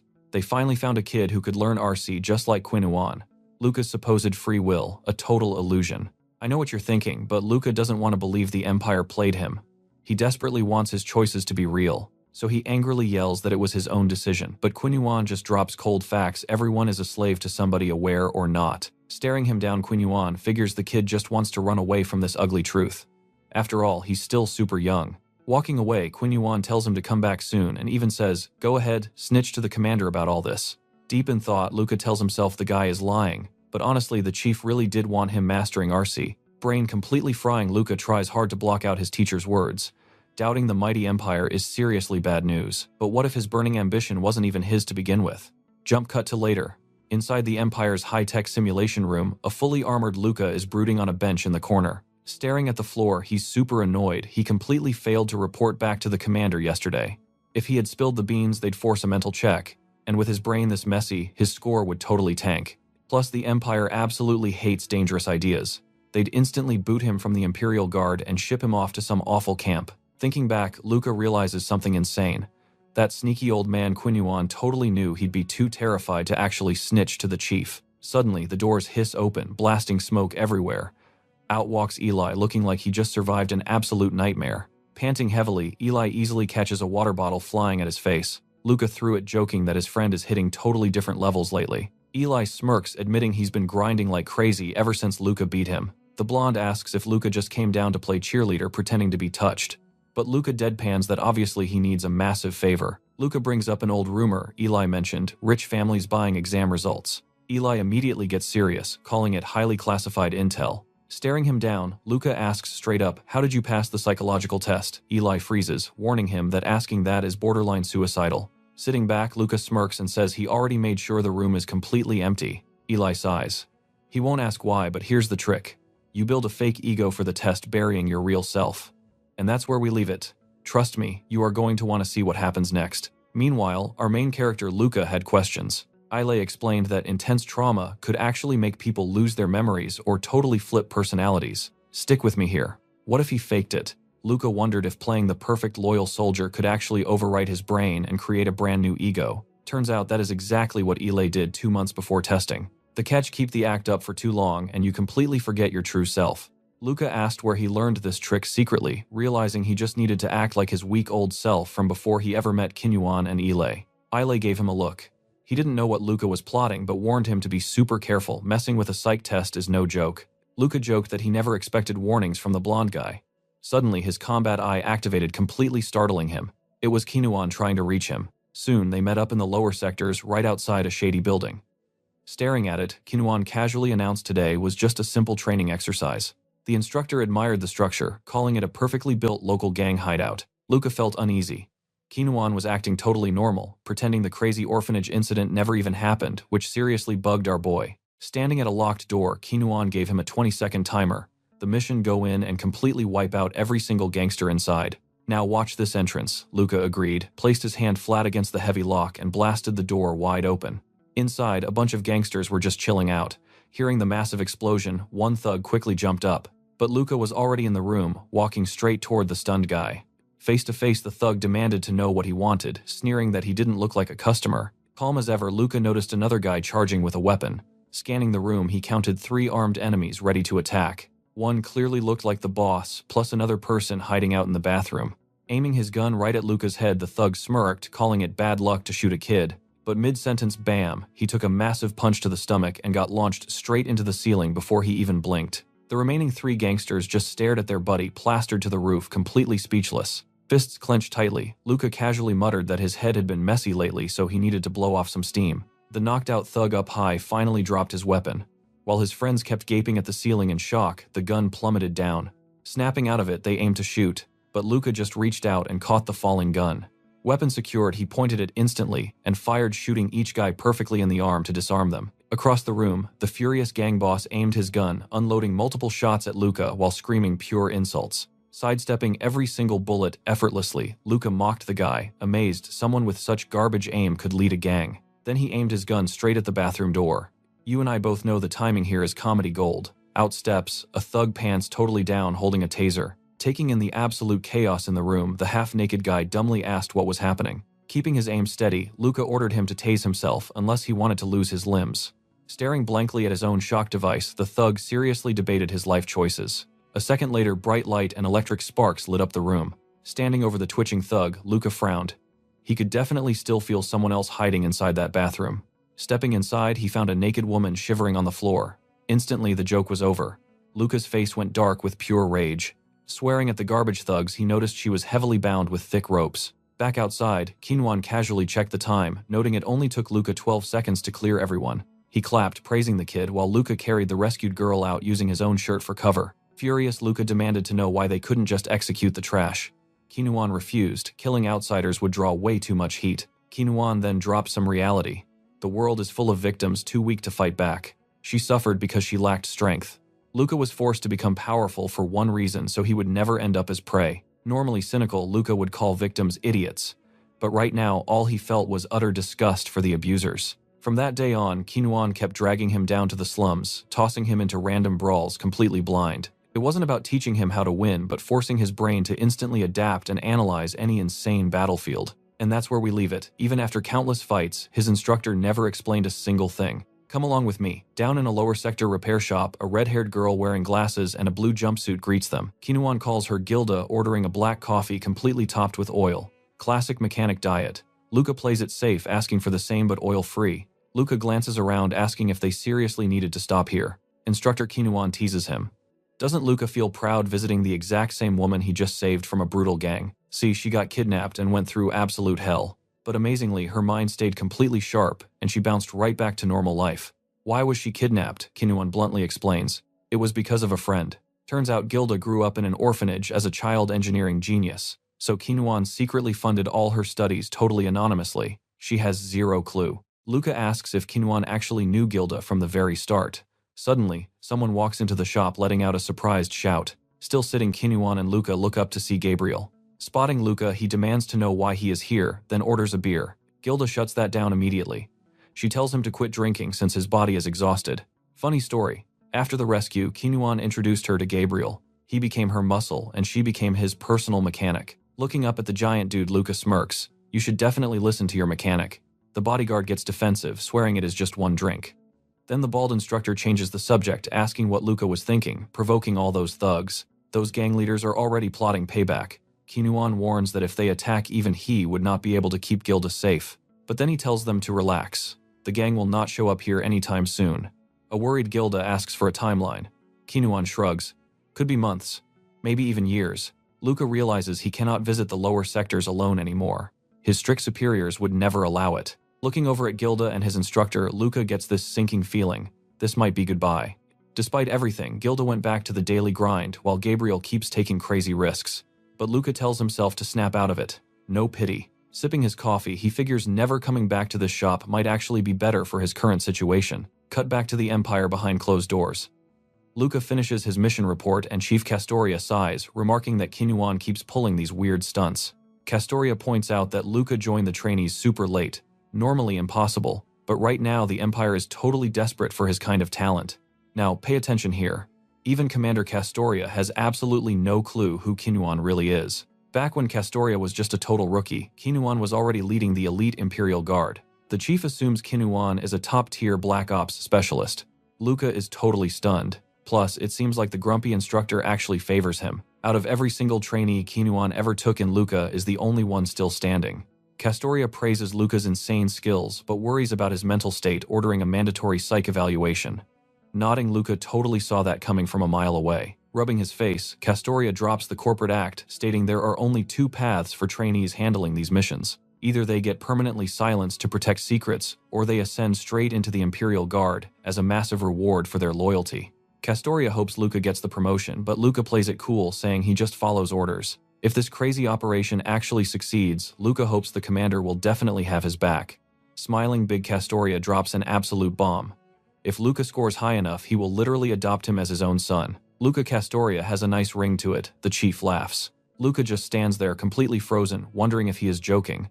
I know what you are thinking. Did Chief Centurion Castoria seriously just offer to adopt him? Still completely mind-blown about the adoption, Luca lines up for his psych test. The robotic examiner formally announces the exam is starting. The machine scans his face, detecting extreme happiness. It literally asks if he received some really good news. Laughing out loud, Luca tells the tin can to mind its own business and just start the test already. Meanwhile, over at the gym, someone is absolutely destroying a punching bag.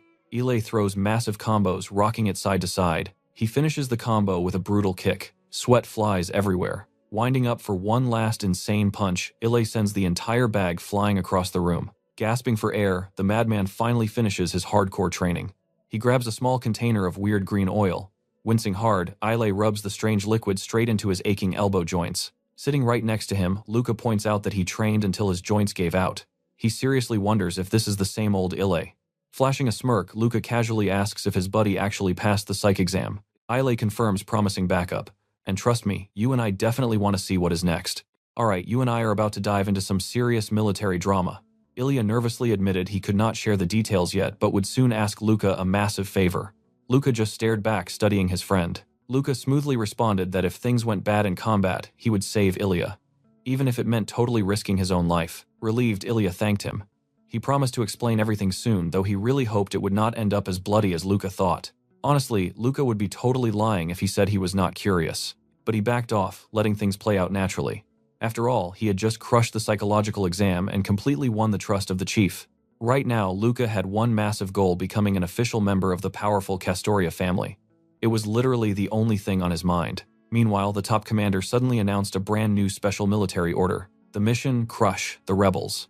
The squad included 3 major families led by the Ramones. Hearing the Ramon name drop, Luca flinched and immediately checked Ilya. Thinking about Lillian, Luca suddenly figured out exactly what that favor was. Soon after, dozens of soldiers packed into an armored train that blasted off instantly. Stepping up, Luca introduced himself as the leader of the 21st Army Suppression Battalion. His new subordinates immediately saluted him. Luca figured it out fast. The higher-ups were using raw trainees as platoon leaders, treating this whole live operation like a simple training drill. His own platoon had 27 guys split into 2 groups. Mostly hardened veterans, with Sergeant Kodra acting as his direct assistant. These older soldiers fully knew they were just practice tools for some rookie kids. Obviously, they hated taking orders from a teenager. But Luca knew he had to assert dominance right away. He weighed 2 totally different options. Now, watch carefully, here is where he proves himself. Option 1 was letting Kodra lead. Instead, Kodra jumped as Luca threateningly declared his absolute superiority over everyone. He demanded strict obedience. Any hint of rebellion would be brutally punished. Going full tyrant mode, Luca used sheer intimidation to crush their distrust, while every single veteran glared at him in pure shock. Not backing down, the veteran sergeant grabbed Luca by the shoulder, leaning in to ask if they could talk privately for a second. Big mistake. Luca instantly snatched the arm of the sergeant and literally chucked him backward into his own squad. Furious, Luca screamed at him for daring to touch a superior officer. Was he treating this like a joke just because Luca was young? Stepping closer, Luca coldly admitted he was also a street rat from an orphanage. But did they know the massive difference between him and them? Standing over the fallen sergeant, Luca stared down and confidently declared that his raw talent made him vastly superior to every single one. They probably thought he was crazy right now, but they would learn fast. He was the most insane platoon leader they would ever have. The tough sergeant, still stuck on the floor, just listened in dead silence. Slowly standing up, Kodra completely submitted, admitting his mistake and promising to behave. Satisfied, Luca finally turned his back. Luca smirked, knowing the veteran respected his tough attitude. He definitely did not pick the easy path today. Meanwhile, over at the main rebel stronghold, a massive triangular ship floated into view. Inside, the entire suppression platoon stood ready for war. Facepalming in pure disbelief, Ilya let out a huge sigh after hearing his buddy basically assaulted a veteran member of his own squad. Luca just shrugged it off, explaining that playing nice gets zero respect from hardcore soldiers. To them, he was just a child. Suddenly, the room went dark, totally startling the entire crew. A stern guy on the main stage grabbed the mic and completely skipped the boring formalities. The commander revealed the rebels had hijacked an ancient arcane outpost, running their entire operation underground. You and I both know this screams trap, right? 2 heavy walls, a massive energy dome, and 5 insane anti-aircraft towers guarded the base. The heavily armored 11th Brigade got the suicide mission to bust those towers, while the rest of the army hit the sides hard. The Empire was absolutely not holding back today. The commander set the clock 90 minutes until the chaos kicks off, ordering everyone to gear up immediately. Moments later, Ilya and Luca were standing outside their transport. Knowing their assignment, Ilya joked that being simple backup support felt basically like a boring picnic. Luca seriously explained that the Empire simply needed them alive. After processing that cold fact, Ilya stared right back at his friend. Before Ilya could even open his mouth, Luca snapped and asked if he was seriously thinking about the Ramon family right now. Luca brutally reminded him that their friendship did not matter here.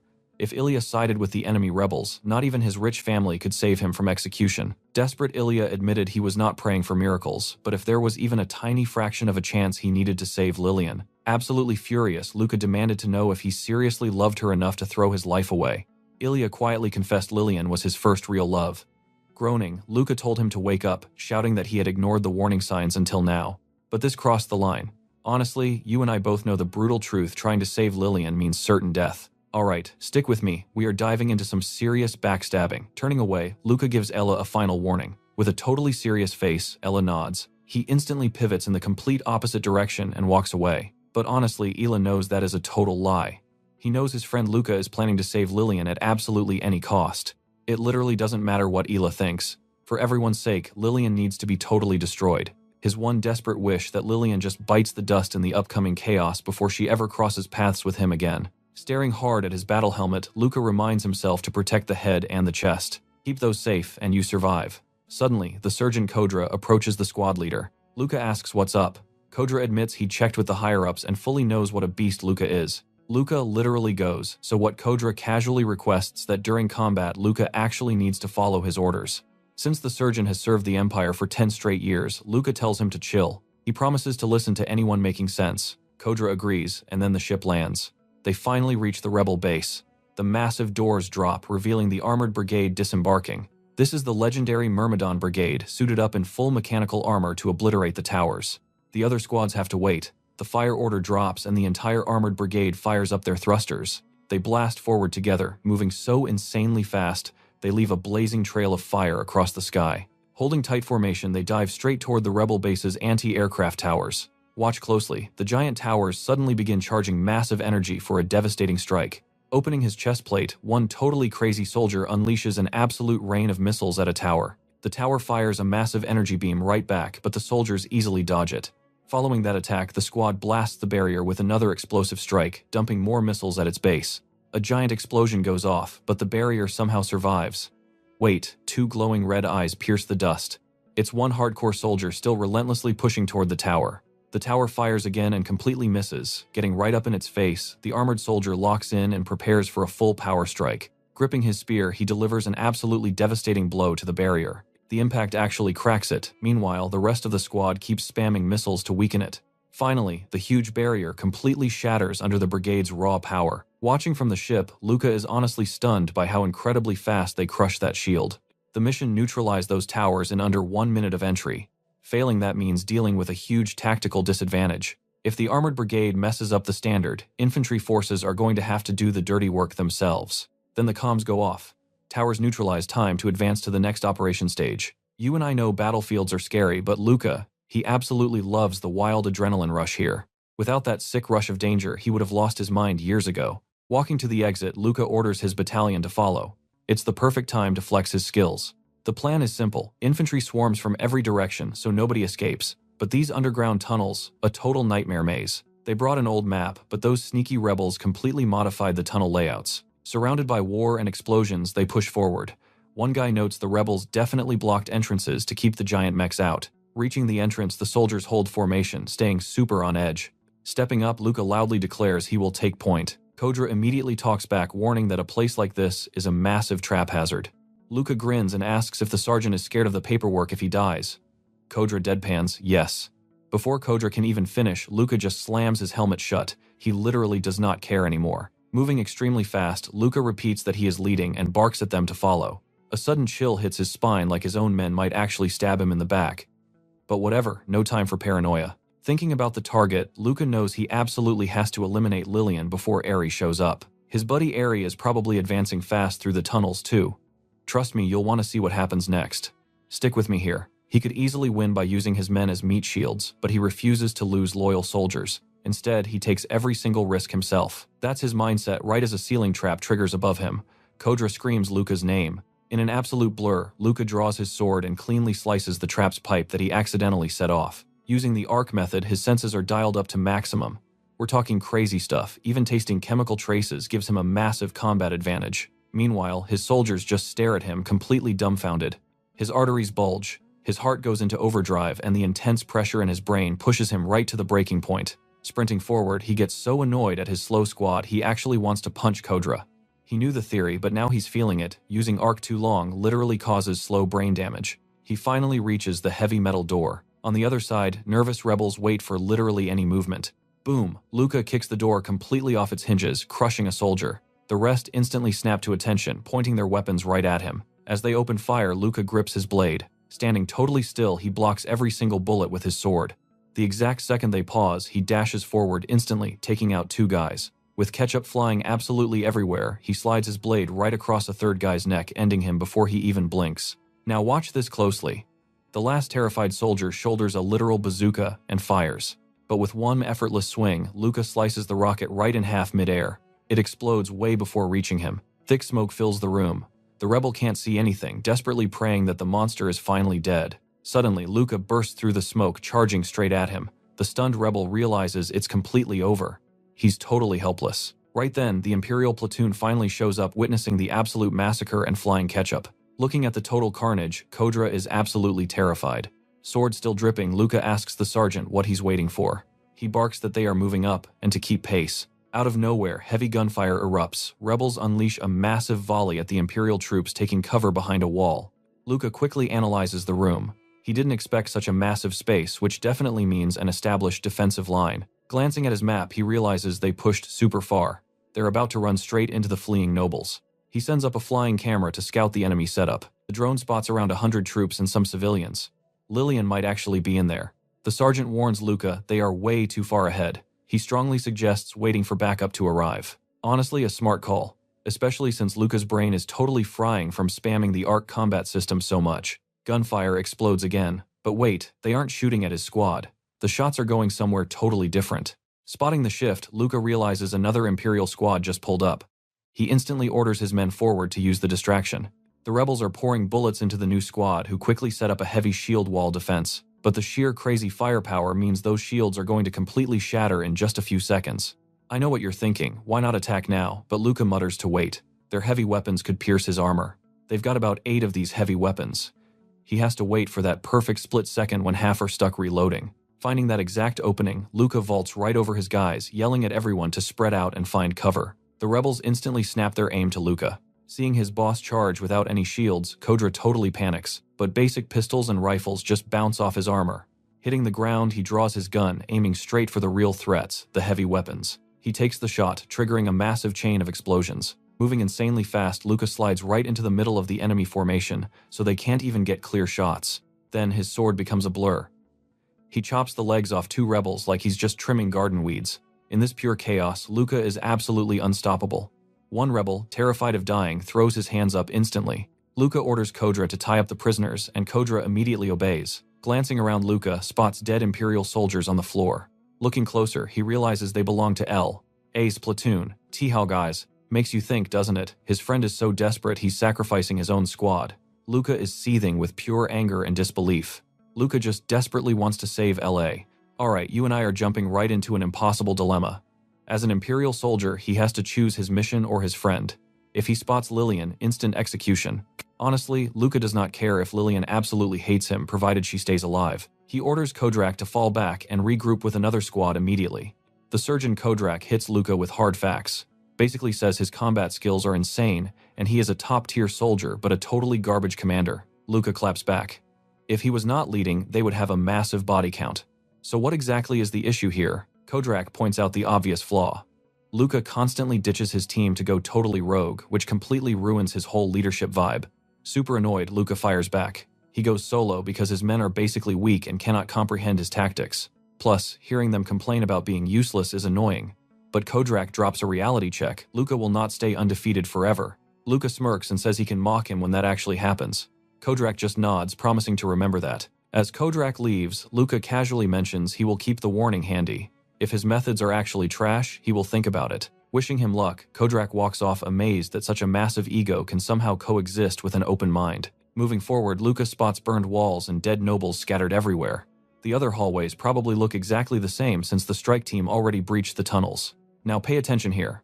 Luca admits this guy is a true friend, not just a battlefield buddy.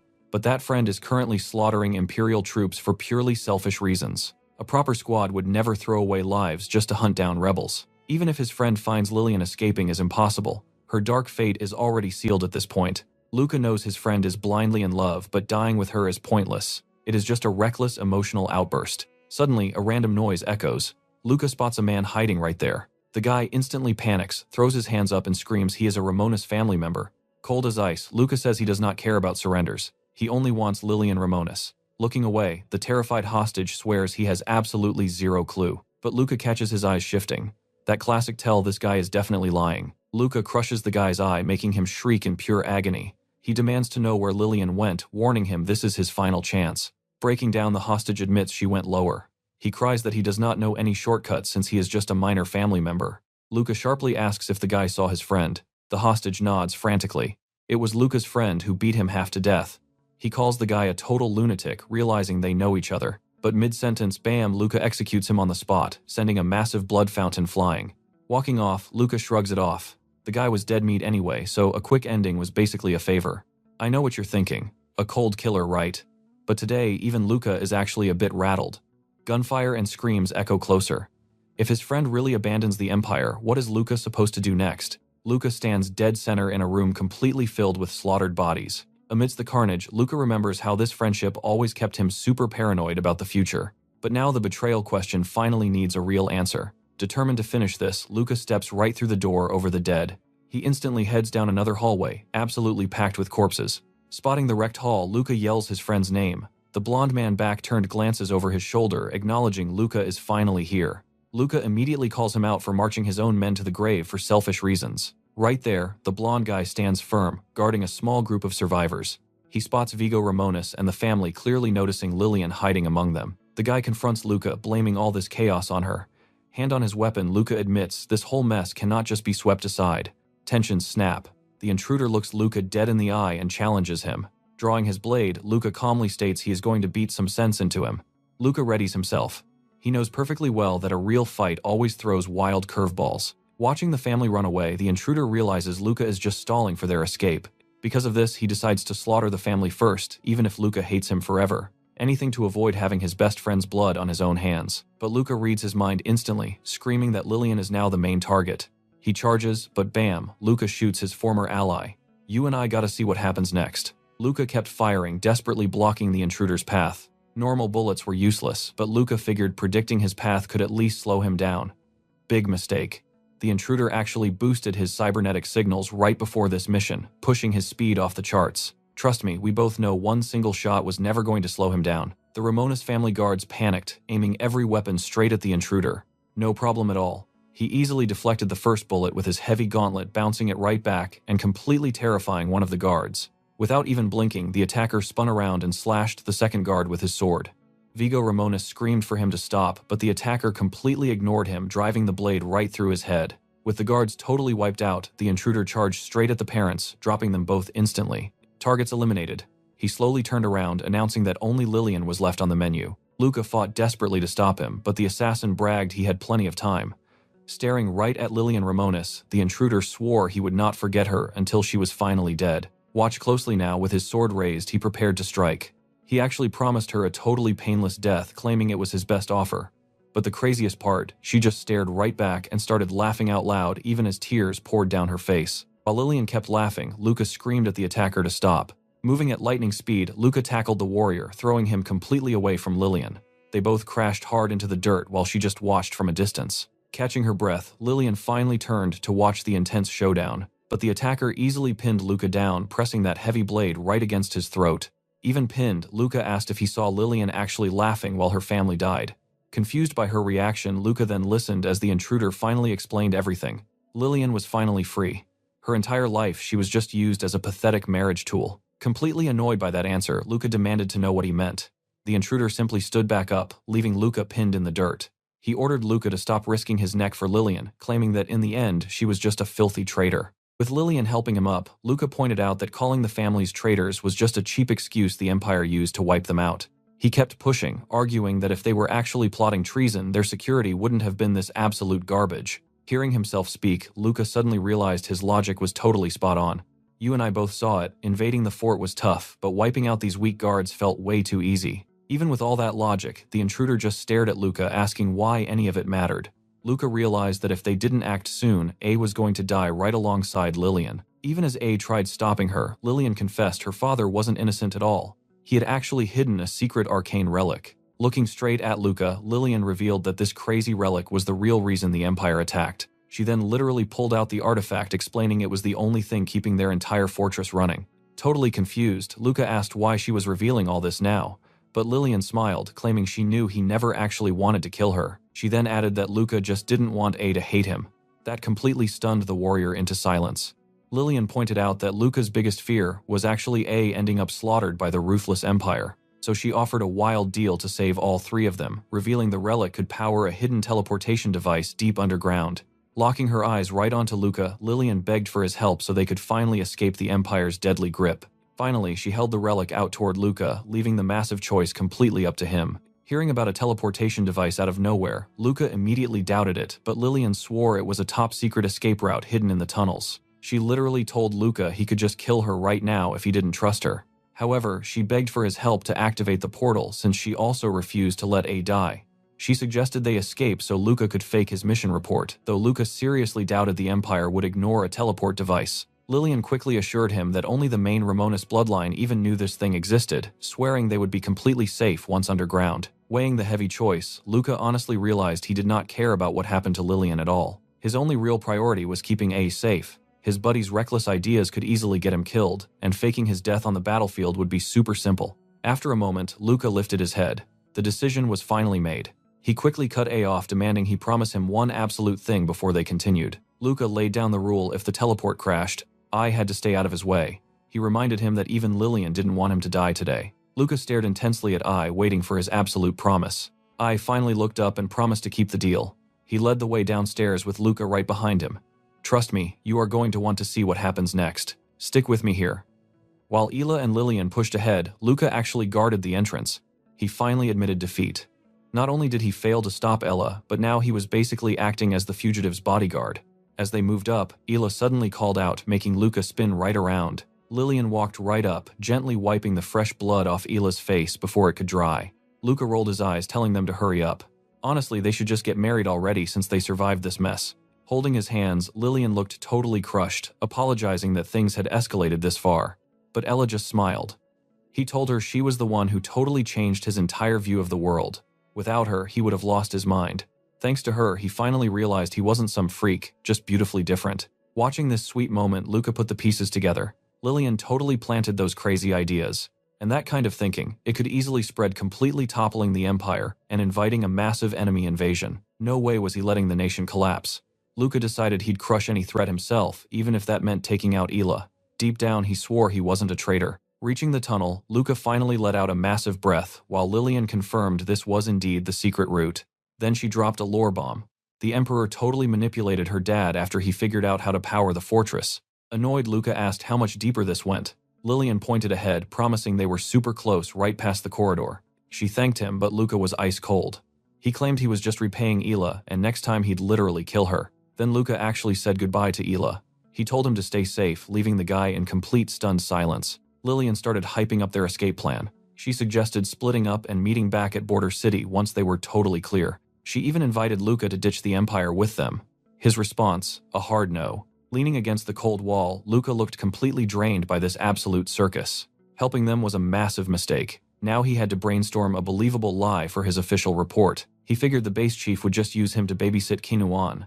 Since neither of them stood out, his boss probably wouldn't ask any annoying questions. Now pay close attention. They finally reached this massive closed door at the corridor's end. Luca shot Ayla a serious look, warning him to brace himself if the device was missing. Ayla knew the stakes. No teleporter meant instant game over. But as the panel clicked on, a super weird chill hit Luca. Luca's eyes instantly locked in. He frantically scanned around, trying to pinpoint that creepy vibe. As the heavy doors slid open, he knew the answer was inside. He literally shut his eyes, blocking everything out to focus his senses. The smell hit him like a truck. Fresh blood, heavy machine oil, and cold iron. He realized the room was dead quiet. His eyes snapped open in absolute horror. 4 fully armored Imperial guards were just standing there waiting. Yep, they had walked straight into a literal dead end. One guard alone was a nightmare. Fighting 4 of these tanks, absolutely impossible odds. The worst part, if they took Lillian alive, she'd break under torture and spill every single secret. Luca's dream of giving Ella a normal, happy life shattered into a million tiny pieces. To clear his name, he had to kill Lillian right now. But attacking her in front of the guards could trigger a massacre. I know what you're thinking right now, but do not blink. With soldiers watching, Ela knew it was now or never. Suddenly, a single gunshot strikes Lillian right in the head, and she instantly falls backward. Gun smoking in hand, Ella just stared at her lifeless body. A guard immediately stepped up aggressively, asking why they waited so long to shoot. Cold as ice, Ella lowered his gun. He claimed he just executed a totally useless hostage. The squad leader demanded a full report, suspicious about why they dragged the rebel down here. The troops grabbed Ayla, marching him right out of the room. Luca stood completely frozen, watching his best friend get dragged away. Cut to later. The captain is actually congratulating Luca for his outstanding work leading the 21st Battalion. Captain Jimenez read over the report, praising Luca, but casually suggesting he bond with Kinuan to build some team trust. Then the topic switched to Lillian. The captain squinted, demanding to know why she picked Luca as her guide. Luca lied straight to his face, claiming he and Ella just used her as bait to steal the rebel teleporter. It sounded flawless, but the captain pushed back, questioning the obvious emotional bond Luca clearly had with her. Luca coldly replied, "They'd never ruin a mission for personal feelings. So what do you and I make of this? Wild right. Alright, stick with me." He finally admits the whole plan was just to give Lillian a fighting chance to survive. Sighing, the captain wraps things up, telling Luca to go get some sleep.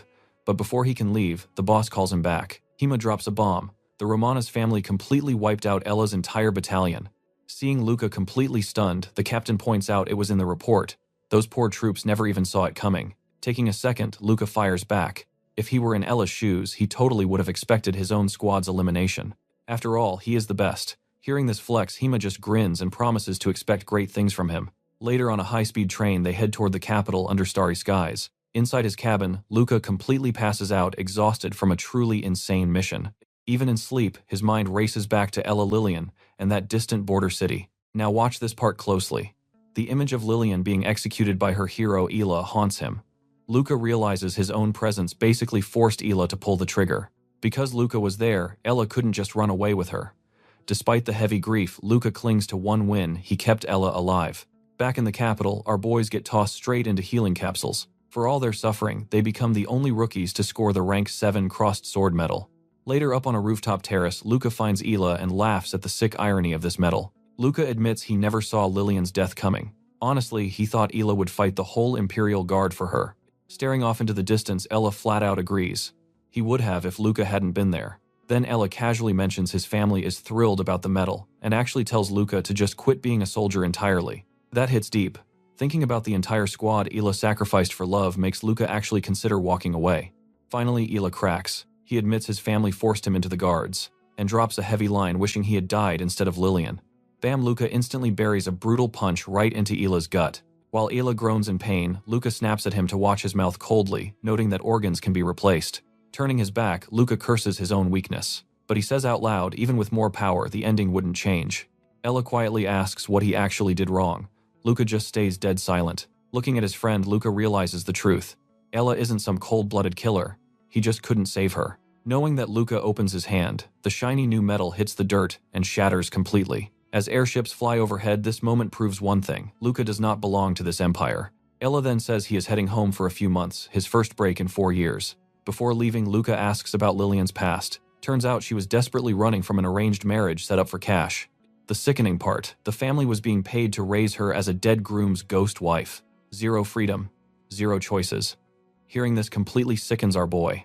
He finally grasps the absolute hell she lived through, and Ella confirms Commander Claude was the only decent person to her. Wait, it clicks. Claude was totally trying to set Luca up with Lillian. Suddenly Ella starts dying laughing. You and I are going to love this twist. Between laughs, Ela admits they tricked Claude into thinking Luca was the Centurion's secret kid. The craziest part, the lie actually worked, mostly because Hima treated Luca so well. So Claude honestly believed that if Luca knocked Lillian up, his elite status would buy her total freedom. This absolutely unhinged master plan leaves Luca completely speechless, but it also makes him realize something dark. His best friend is totally fine manipulating and sacrificing his own team, whatever it takes to win. Yet somehow, against all logic, Luca's trust in him doesn't break. A bit later, Luca meets up with Quinyuan, who sarcastically calls him a war hero. The instructor congratulates him on the shiny new medal, fully aware he was just sent there to spy for the boss. Luca brushes the praise off. A rank 7 trinket is literally nothing compared to what the instructor has pulled off. He casually drops that the boss sent him to learn leadership skills, which gets a good laugh out of Quinyuan. The instructor raises an eyebrow. Did your guys disobey direct orders? So what do you and I make of Luca's answer? He praises his team, but the instructor smirks. The real issue is Luca is too soft. Alright, you and I are jumping right back in. Unfazed, Luca explained. He preferred risking his own neck alone. Against all odds, they actually managed to survive until the very end. But Quinyuan completely disagreed.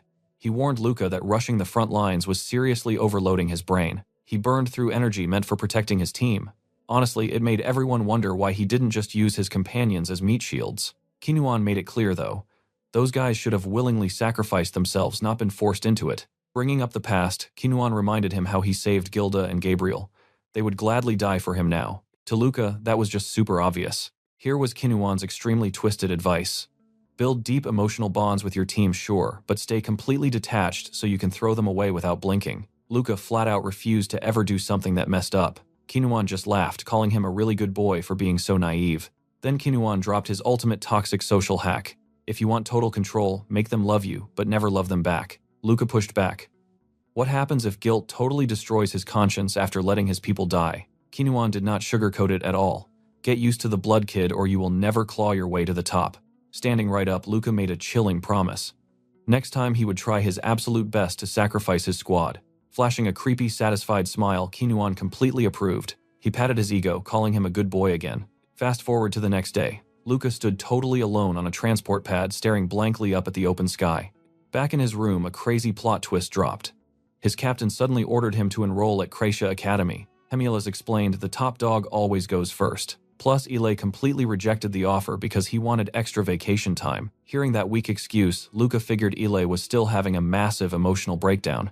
Now, pay attention, this is important for us. The captain warned his street manners would absolutely ruin his chances with the fancy Castoria family. Taking the hint, Luca accepted the crazy mission. Hemilas promised a personal guide was coming, swearing he would actually enjoy this annoying trip. The big departure time was finally here. Right on cue, a transport ship landed on the platform directly in front of him. From inside, the guide shot him a freezing glare, ordering him to get in. Luca stepped inside to find her sitting there, arms crossed tight. He tried being polite and introducing himself, but she instantly snapped at him to skip the boring formalities. Judging by that massive attitude, Luca guessed he was dealing with some spoiled noble girl his own age. When he asked if she was really the official guide, her reply was absolutely dripping with pure snobby disgust. Without missing a beat, Luca called her the Castoria family miss. She completely panicked, demanding to know how he figured out her big secret. With a smirk, Luca explained it was just a wild guess. Only a family member would disrespect the captain's orders like that. He easily figured out she was the commander's daughter sent to test if he was worth adopting. A tiny smile crept up just imagining himself flexing that super famous last name. He locked eyes with her, stating boldly that he knew exactly who gave her orders. Dropping the act, she introduced herself as Giselle Castoria, warning him not to act like a stray dog. Turning around, Luca started a fake apology. But you and I both know he didn't survive a literal bloodbath just to bow to a spoiled noble. Sighing, Luca slumped back in his seat, casually muttering that the boss would totally understand his position. Then he laid down the law. They follow basic orders. She guides, he follows.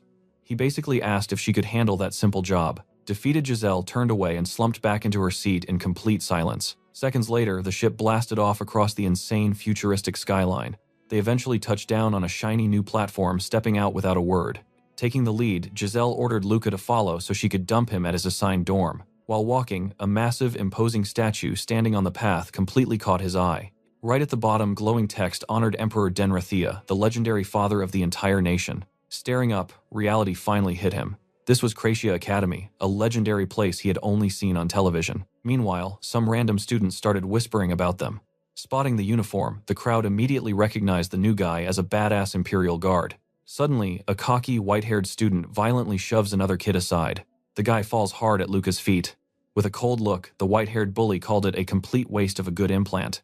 Giselle glares, asking why he is frozen. Trust me, you want to see this. Alright, stick with me here. Right off the bat, she roasts his boring outfit, claiming cadets do not need flashy gear anyway. From a distance, a couple secretly watches Giselle totally stressing over the strict academy rules. Suddenly, Felix pops up with a massive smile, waving happily. He runs over super hyped to see his buddy, honestly thinking he would ditch without Elia. Our guy immediately introduces himself to Giselle, politely asking for a quick second alone with his friend. Without any fuss, she agrees to wait right there. The second Giselle walks away, Felix grabs him for a hug. He whispers that the Centurion must actually have a massive soft spot for him. Felix even jokes that the captain wants him as a son-in-law. But our hero instantly shoots that ridiculous idea down. Just the thought of marrying into the captain's family makes him shudder. They would probably end up killing each other by day one. Instead, he drops a truth bomb. He agreed to an adoption deal just to keep a close eye on Qinuan here. Walking away from their guide, Felix casually asks if he has gotten any cybernetic body mods yet. Now pay close attention here. A strange item marked 0001 gets secretly slipped into his hand. Staring at the palm of his hand, he looks completely shocked. Felix then waves goodbye with his crew, joking about how famous cadets are nowadays. Walking back to Giselle, our guy realizes that this new intel is pure gold. Surviving just got easier. He learns his dorm is marked by a specific crest carved onto the wall. Basically, it is the trash-tier dorm for lower sector kids and completely broke nobles. But honestly, he does not care at all. His eyes stay completely locked in and determined. Walking ahead, he smirks. A social ladder exists everywhere, and honestly, an easy life is just plain boring anyway. The two of them finally step inside to check things out. Inside, a tiny robot shows off the room. Our guy ironically calls it a literal palace. Leaning a hand on the table, he wonders if commoners and broke nobles actually live like this. He flops into a chair, realizing this Empire Academy is no joke. Giselle stands there, confirming this is his new home. She hands over her emergency contact number, which makes him question why she seems so insanely hostile. She bluntly says she is just following orders. He immediately respects that she actually takes her job seriously. Watching her leave, he jokes he will probably never call her. She casually fires back that she fully expects that. But right before leaving, she stops to drop one final serious warning. I know what you are thinking. Avoid the dorm leader. Yeah, that just instantly sparks his curiosity. Giselle claims this girl is the absolute biggest troublemaker here. Suddenly, a shadow walks down the hall. Sitting alone, our guy mutters to himself, wondering why the huge warning. Suddenly, the doorbell violently interrupts his thoughts. He opens the door and bam, a young woman. She introduces herself as Barbara, the dorm leader. Literally, the exact person Giselle just warned him about. Playing it cool, he formally introduces himself as a cadet guard. Instantly, his cybernetic eye flashes, analyzing her every move. While chatting, she sizes him up. She quickly notices his cheap clothes and total lack of a fancy noble surname. Remembering the warning, he plays dumb. He mentions he just got here, totally ignoring all those red flags. Barbara figures out he is from the slums. Surprisingly, she praises him for actually making it as an Imperial Guard. Throwing it right back, he compliments her. Being the dorm leader is no small feat either. That gets a genuine smile out of her. He realizes she must have grinded insanely hard to reach the top. She then invites him for a walk, casually claiming that giving the grand dorm tour is just part of her job. He quickly realizes she sacrificed her tiny break between classes and a bath just to come say hello. Watching her walk away, he respects the hustle. This girl is dangerously efficient with her schedule. Later on, at the massive main academy building, he and Giselle become the absolute center of everyone's attention. Everyone is staring. With a super sharp look, Giselle silently judges her new companion for a second. She drops a bombshell. Thanks to her father's strict orders, they are stuck in classes together for a whole week. Right on cue, a familiar voice calls out. He turns and sees Barbara walking up, offering Giselle a friendly wave. Zero hesitation. The noble coldly orders Barbara to get lost, making the poor dorm leader flinch and shrink back. So what do you and I make of this? Barbara just wanted to say hi, but Giselle turns her back coldly, shutting her down. Alright, stick with me here. Giselle hurries our guy along, nagging him about his first class. But as she drags him off, he glances back at Barbara. Standing there totally alone, she looks completely withdrawn. Definitely not the confident dorm leader vibe. He turns his head forward, leaving the whole scene behind with a deadpan expression. When he asks why things are so awkward between them, Giselle bluntly claims they just started academy together. Still confused by the drama, he remembers Giselle giving him that strict warning about Barbara earlier. He decides to toss the rumors aside for now. He needs to focus strictly on his ultimate goal of hitting noble rank within 2 months. Later on, he is chilling on a hallway bench waiting for class. To kill time, he just idly spins a little object in his hand. Out of nowhere, another student marches up aggressively, demanding to know his relationship with Giselle. This guy is acting super defensive, completely exposing his massive crush on the noble girl. Wanting to mess with him, our guard ruthlessly mocks the obvious crush. This instantly makes the poor student blow up in pure rage. Faster than lightning, the guard grabs the guy by the wrist and violently twists it, making him shriek in pain. But a second later, he feels bad for projecting his own annoyance onto a kid and drops it. Blinking back literal tears, the utterly defeated student begs to know if he is actually dating Giselle. Now they are awkwardly sitting together on the bench. The guard asks a question, but the stubborn kid demands why he should even answer. Time for a little trade. The guard offers to hype the kid up to Giselle, but only if he spills why she absolutely despises Barbara. Finally cracking under pressure, the student admits that things were not always this messy. Now pay close attention here because he claims the rivalry exists solely because Barbara is completely cursed. He explains that wildly dangerous incidents with hacked androids always seem to follow her around. The guard seriously doubts it is her fault. But the student swears the craziest part is how Barbara keeps desperately trying to make friends despite all the literal danger. He even leaks that she only got the dorm leader spot because nobody else wanted to deal with that insane, exhausting workload. Right at that exact second, the student suddenly points straight down the hall. A mean-looking group of classmates starts cornering Barbara. Boom, one of the girls aggressively dumps a huge drink right over Barbara, completely ruining her uniform. The nasty squad boxes her in while the bully who threw the drink smiles and fakes a sarcastic apology. The bully smirks and offers to wash it. Barbara politely turns her down, saying she will just change later. Looking at her crew, the bully mocks how her generosity got rejected. Glaring fiercely, she orders Barbara to strip off the wet clothes right then and there. You can see Barbara physically shaking, gripping her wet clothes, totally frozen by the pure intimidation. Sitting on the bench, our two guys watch this mess. You and I both know Luca is not letting this slide. Realizing this bullying happens constantly, he grips his weapon, deciding Barbara is incredibly lucky he is here today. Running purely on built-up anger, he gets perfectly ready to launch his daggers. Wham! With a lightning-fast strike, Luca knocks the cup away, making the bully shriek. He bluntly tells her to back off, warning he fights everyone totally equally. Terrified by his insane aura, the mean girl and her posse instantly backpedal. Stepping right up, Luca physically blocks them from Barbara like a total shield. Completely stunned by his rescue, the dorm leader softly whispers his name. He just glances back at her, keeping his guard up. With the annoying bullies handled, Barbara finally stammers out a thank you. Flashing a grin, Luca casually wonders if hanging with her means the rogue androids will hunt him next. Sweating bullets, the student warns him the girl is Kalisa Kano, and he just picked a fight with a massive nightmare. Luca literally does not care at all. He brushes off her powerful family, confidently stating they will absolutely never touch him. The student panics, explaining that the Kano family runs a brutal underground street gang.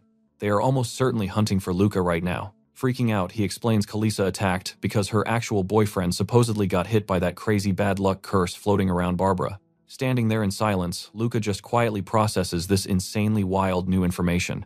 Suddenly, Giselle stomps right into their conversation. She glares at them with absolute pure disgust. Never missing a chance to troll, Luca loudly suggests the kid confess his undying love. Stuttering in absolute panic, the kid steps back. He begs Luca to be his wingman before literally sprinting away to admire her safely. Watching him run, Giselle coldly jokes that Luca made a new buddy. Luca casually drops the name, telling her it was Enrico Lon. Shivering, Giselle openly admits Enrico seriously creeps her out. She always feels him staring from the shadows. Hearing that Luca realizes changing her mind is hopeless. Trust me, you and I know this drama is far from over. Alright, stick with me here. A teacher actually confronts Luca about using a knife on a girl. Chilling in his chair, director Gide Alburn tells him to relax, knowing the academy is completely suffocating. Standing before Gide, Luca just nods at the warning. The director calls him a wolf among sheep.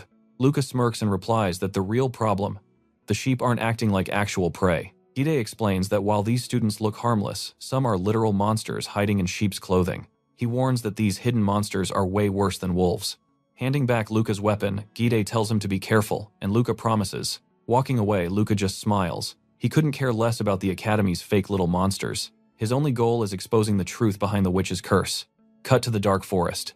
Strolling totally alone behind the gym trail, Luca gets ready for the absolute worst. Knowing the rumors about Barbara are out, he figures the cursed robots will hunt him down soon.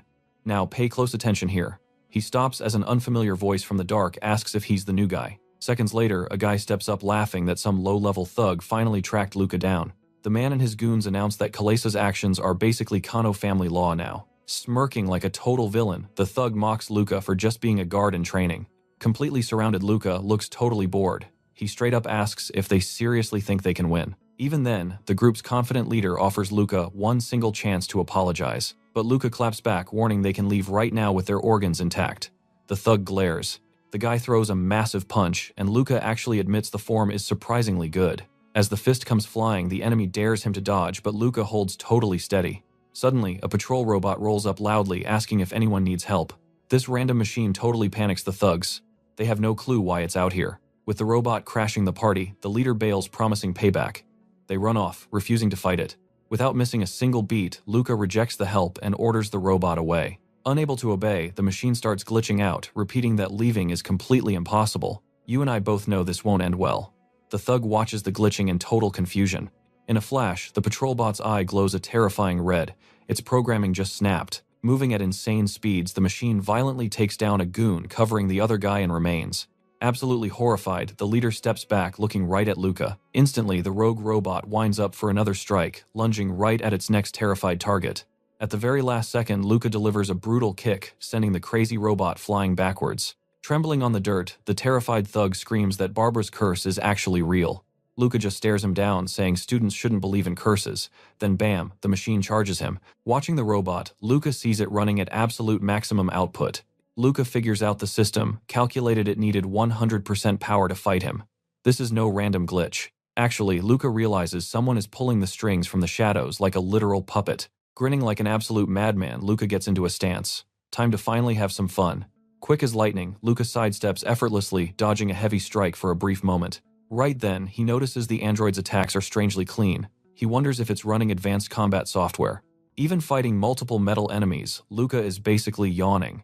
He needs a challenge that will actually test him. So Luca steps forward and absolutely crushes one android's chest with a brutal flying kick. Mid-brawl, he notices something super weird about this specific bot compared to the normal models. Smiling at the danger, Luca taunts it, telling the controller to attack him with absolutely everything. Then he flips onto the robot's shoulders, laughing that this strategy is totally useless here. Using that sweet momentum, Luca completely destroys it, mocking how the machine keeps getting easily distracted. So, what do you and I make of that retreat message popping up from the wreckage before shutdown?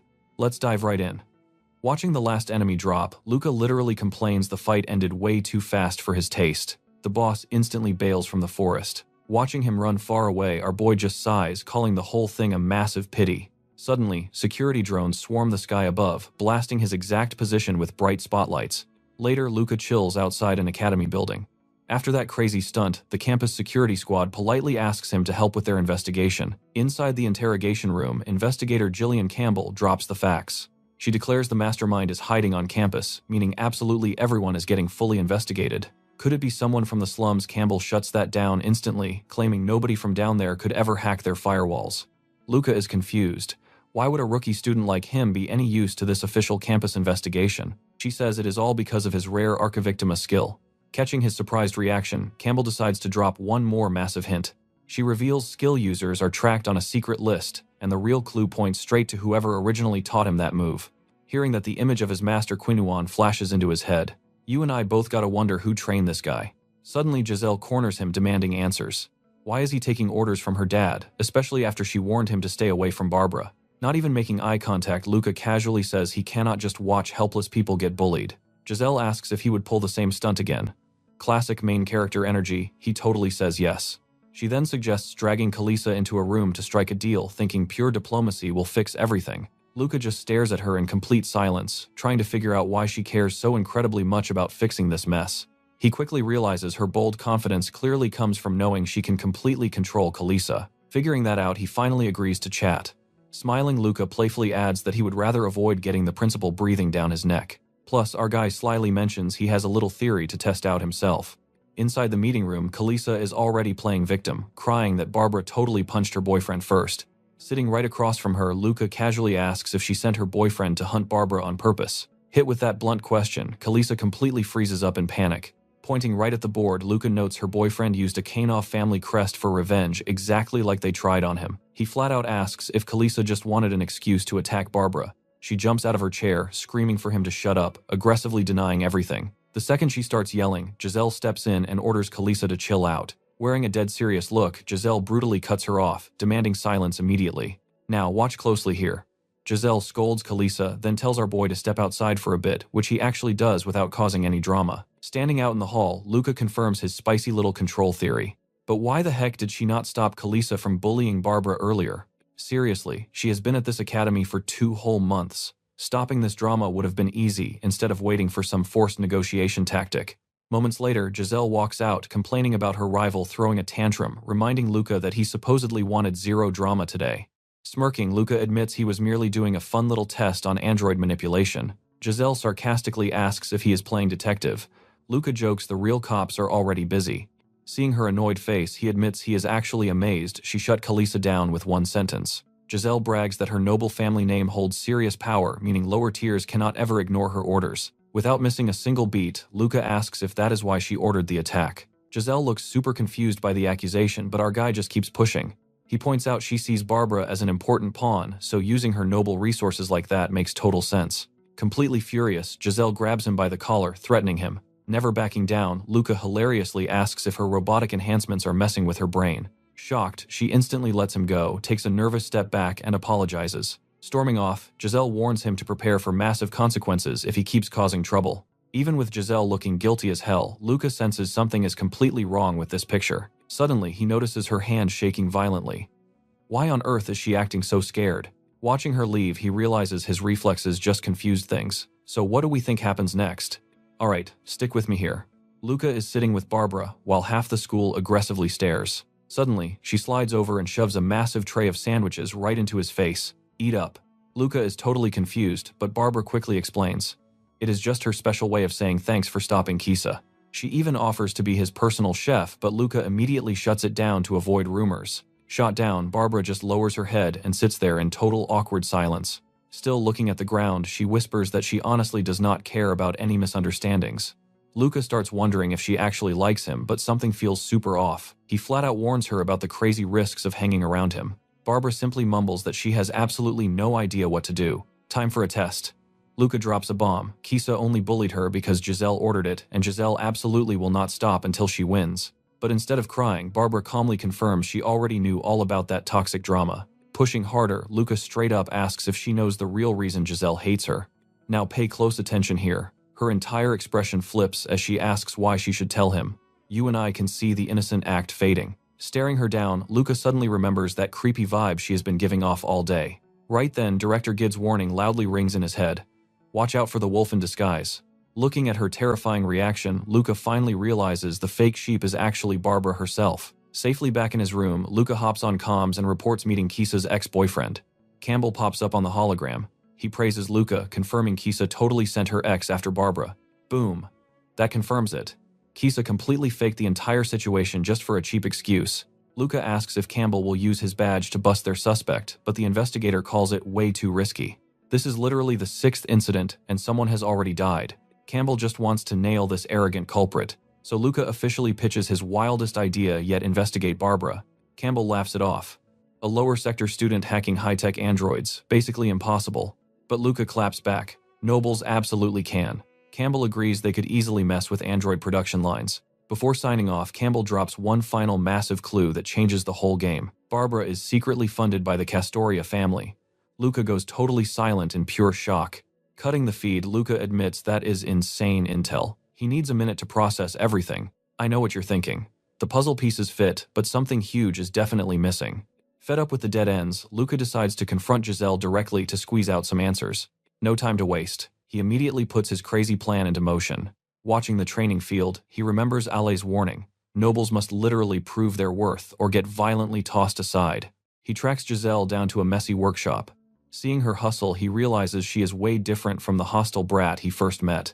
She spots him lurking and aggressively asks what the heck he wants. Luca casually flirts, saying he just wanted to see her. She instantly spits her water everywhere. Coughing, she tells him to cut the comedy since she is incredibly busy. So Luca drops the act, revealing he is officially working on the Academy investigation. Totally unfazed, Giselle flexes her status. She is the Centurion Chief's daughter, remember? Luca hits her with the truth he knows her family secretly sponsors Barbara. Is that why she wants Barbara expelled? Giselle snaps back, blaming a crazy curse for her pure hatred. But when he brings up their old friendship, Giselle completely panics and tries to walk away. Not so fast. Luca warns her that security is treating the android attack as malicious sabotage. He calls her out as the prime suspect. Giselle furiously screams that she was literally a victim too. Stone Cold Luca points out that criminals always play the victim. Plus, she has the cash and tools to pull it off. Seeing her absolute meltdown, Luca finally tells her to breathe. He does not actually think she did it. He begs her to just spill everything she knows so they can crack this stupid case. Speak of the devil, Barbara suddenly appears. She smiles, saying she was super worried when he wasn't in his usual hiding spot. Makes you wonder, right? How did she easily find him? Let's jump right into this mess. Checking his tail, he noticed her expression was completely weirdly unbothered. How did she block his intel in literally 10 minutes? Annoyed, he snapped at Barbara to wipe that smug little smile off her face because it was seriously starting to get on his nerves. Barbara just blinked, totally acting like she had no clue. She quickly played the victim card, claiming she only liked him because he saved her from Kisa. Boom, before Barbara could spin another lie, Luca literally chucked a chair, smashing it to pieces. Giselle freaked out immediately, asking him what the heck he was doing. Looking absolutely terrifying, Luca shot back that he was originally just trying to kill time, but now, he was completely done playing nice. He rounded on Barbara, calling her out for making him look like an idiot. Meanwhile, that woman stayed hidden behind the wreckage, nervously calling Barbara's name. Luca's entire vibe just went ice cold. He told Barbara she had zero clue what was actually going on. Then his intense gaze swept the ruined room, leaving Giselle completely paralyzed in shock. Without another word, Luca strolled right past Giselle down the hall. Trying to break the tension, Giselle nervously offered to leave his food right there. She turned to make her escape, while Luca just stood there, watching her go. But nope, escape denied. Barbara sneaked up from behind and grabbed Giselle right by the shoulder. Smiling like a total creep, Barbara hugged her, whispering something super sketchy right into Giselle's ear, before letting out a completely unhinged little laugh. Throwing out a casual goodbye, Barbara promised they would meet again soon. Once she vanished, Luca and Giselle were left standing in absolute super awkward silence amidst the wreckage. Her legs literally gave out. Giselle collapsed to the floor while Luca just stood there beside her. Watching her break down, Luca finally let out a heavy sigh. Now watch closely.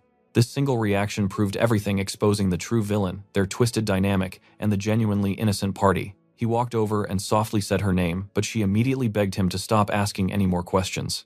Sitting in the rubble, Giselle told Luca to just enjoy regular academy life until his graduation day. She practically begged him to drop the whole thing right there. Fast forward a bit, Luca tried calling Giselle on a glowing hologram, but she completely ghosted him. He figured it made sense since she started dodging him right after he reported the messy situation to the chief centurion. But get this, Hima's reaction to the report was super unexpected. He literally dumped the entire case in Luca's lap to handle however he wanted. Which is crazy weird, right? The Imperial Guards could easily wrap this up fast, especially with Giselle heavily involved. Even as a rookie guard, Luca felt the massive weight of this job crushing him. Taking orders from the absolute top forced him right into a high-pressure nightmare. Still, our guy accepted the mission, totally knowing everyone was expecting an absolute miracle. Back in the present, seeing his call totally rejected annoyed him. That's when all his suspicion immediately zeroed in on Barbara. Except classic anime logic, a low-tier student shouldn't have any clearance to hack the Academy's security androids. But wait, he remembered that high-class nobles could actually bypass them. This proved Kisa used Barbara to hunt down Giselle. But while Luca brainstormed a new way to reach her, Enrico suddenly called out of absolutely nowhere. I know exactly what you're thinking. Enrico excitedly sprinted over, asking if Luca hyped him up to Giselle. Flashing a cheeky smile, Luca lied and said he totally did perfectly using the guy for his own grand plan. Reality check time, Giselle brutally rejected Enrico to his face. She flat out said she had zero interest and that he was honestly just making her super uncomfortable. She then flat out told Enrico to stop following her around. The poor guy literally started crying, holding his pathetic flower bouquet. Luca just stood back, watching the dude sprint away in pure agony. Feeling slightly bad after totally using him, Luca promised to help the guy out someday. But right now, new plan activated. He finally stepped out of hiding. He called out Giselle's full name and she casually admitted she already knew he was lurking around. She immediately threatened to snitch to her powerful dad, but Luca cut her off, basically saying that wouldn't work at all. Why? Because he dropped the bomb that he had already told Tamas everything about her messy involvement. Furious, she demanded to know why he did that. Luca coldly shot back that he didn't owe her any warnings, leaving her stumbling backward in absolute shock. She realized her perfect reputation and entire family status were completely destroyed in a matter of seconds. Seeing red, Giselle grabbed Luca by the shirt collar, screaming that this total disaster was entirely his fault for showing up. Unfazed, Luca gently caught her hands, offering to fix everything if she spilled the truth. She just laughed in his face. He was just a trainee, right? But Luca loved a dramatic plot twist. He looked right at her and asked what she would do when he officially joined the Castoria family. So what do you and I make of this? With her completely stunned, he asked why a high-class noble was mysteriously assigned as his academy guide. Alright, stick with me here. He just dropped his ultimate flex, a certified genius with a shiny medal and the chief centurion's full backing. Luca promises to help her no matter what. But honestly, Giselle is super suspicious. Is this guy actually for real? So Luca lays it out. Solving this case gets him major points with the boss. It is a total win-win for both of their careers. Hearing this, Giselle leans in and drops a massive truth bomb. She is the one controlling the androids and actually created Barbara's curse. They sit down and she finally starts spilling the tea. She reveals Barbara was not just some random girl, but a friend she completely trusted. Flashback to 3 years ago. Giselle wanted to meet her family's new sponsored student. Enter Barbara, super nice and seriously talented. But according to Giselle, the drama started from pure jealousy when some random boy started hitting on Barbara. Everyone loved Barbara. She had that perfect personality. Scared of losing her bestie, Giselle made a super dumb move. She sent a disguised robot just to scare the poor guy away. Giselle continues her confession, explaining she even rigged the robot with a creepy audio recording. It told him to stay away and follow it into the dark. But man, this little prank went horribly wrong. The kid smashed his head and quit the academy. Giselle panicked, trashed the robot, but still got slapped with an official investigation. Guess who caught her tampering with the machines? Barbara. She figured out the entire plot. So Barbara actually told Giselle to play the victim, to throw off the heat. Using her repair access, Giselle installed a sketchy little chip that Barbara handed over. Out of nowhere, the android totally lost its mind. It attacked Giselle, turning her into victim number 2. Watch closely because this is where everything flips. The real curse starts, and Barbara starts making some seriously creepy demands. She ordered Giselle to back off, claiming she needed fresh targets. Just like that, Giselle realized she got totally played. Completely stuck and unable to fix this mess alone, Giselle was trapped in Barbara's twisted game, with zero way out. Suddenly, a glitched screen pops up. It is Barbara, aggressively demanding to know if Giselle leaked their secret to Luca. Barbara's voice screams traitor, causing Giselle to suddenly clutch her head in sheer agony. The craziest part, how on earth did Barbara hack into a personal device that was supposed to have maximum security? But wait, a weird buzzing gets louder. That sound is not coming from the tablet. They need to run right now. That terrifying mechanical hum, it is a heavy-duty attack drone locking onto their position. Boom, a shot rings out, blasting Luca point blank and sending both of them flying backward. Ducking behind a thick pillar, Luca gasps for air. He quickly crawls over to Giselle, who is knocked completely out. Ripping a chunk of his shirt, he ties it tight around his bleeding wound. Getting sniped by a combat drone is bad news. Fighting it head-on would definitely get him killed today. And to make this even worse, his only weapon right now is a tiny pocket knife. You and I know he cannot just hide forever. His eyes go dead cold. He is about to take Barbara down. Giselle finally wakes up and asks if he is hurt. Luca just winces, basically saying, yeah, getting shot really stings. Before they can chat, another massive burst of gunfire forces them to hug that pillar. Pinned down, Luca curses. He needs the drone's exact position to launch a counterattack. Suddenly, a wild idea hits him. He shouts out to Giselle and desperately demands she hand over a pocket mirror. Checking the reflection, he finally spots the hovering drone. Without hesitation, he launches his tiny knife right at the machine. Direct hit. A massive explosion shreds the drone into pieces, blowing him backward once again. Out of nowhere, Luca's radio turns on by itself. Super confused, he tries to hail Giselle, who is right nearby. Giselle tries her communicator too, but quickly realizes every single thing is completely jammed. Then Barbara's creepy voice echoes through the radio. She furiously asks why Giselle betrayed her after all her so-called protection. The second Barbara mentions Luca's name, someone grabs Giselle's wrist with an iron grip. It is Luca. He violently crushes the communicator, declaring they are totally done listening to this crazy lunatic. Scooping Giselle up into his arms, he says they need to find a safe zone immediately. While they make their escape, Felix jumps on a separate channel confirming he just arrived. So what do you and I expect next? Well, Felix has zero clue about the mission. Things are about to escalate. Alright, you and I are diving into pure madness. Giselle was completely shocked when Felix confirmed her own father was pulling the strings. That confirmation hit hard. She just stood there speechless, realizing her dad actually abandoned her. While she started panicking, our guy Luca kept it professional. Sure, she was the chief's daughter, but giving civilians special treatment usually ruins the whole mission. Luca turned back to Felix to chat, leaving the stunned noblewoman standing in total silence. Felix pointed right at Luca's wounded arm, asking if it hurt, but Luca brushed it off entirely. Smiling like it was nothing, Felix figured they were good to keep moving forward anyway. He asked if Luca could run at normal speed, and our guy confidently told him not to worry. But right as Felix radioed in his location with them, boom, a sniper shot came out of nowhere, completely blowing off his mechanical arm. Panic mode activated. They instantly scrambled for cover to dodge another bullet. Weapon up, Luca knew the shooter was super close, but he could not sense anyone. Classic weird military logic, almost like their own royal guards fired. Felix started doubting Barbara's skills. Suddenly, a totally unfamiliar voice chimed in demanding a little chat. To his absolute shock, Luca actually recognized the enemy shooter. Now pay attention here. The voice mocked that Felix would be dead if he aimed higher, making Luca scream, asking exactly who he was. The creepy sniper calmly replied he knew they were just rookie guards in training. Skipping the whole villain monologue, he got right to business. His demand was super simple. He told them to hand over Giselle right now. Luca figured it was a standard ransom gig, but the attacker claimed his princess specifically wanted her. Things just got really personal, and bringing up Giselle distracted Luca, while Felix got ambushed again. Giselle stared at Luca, completely frozen in fear.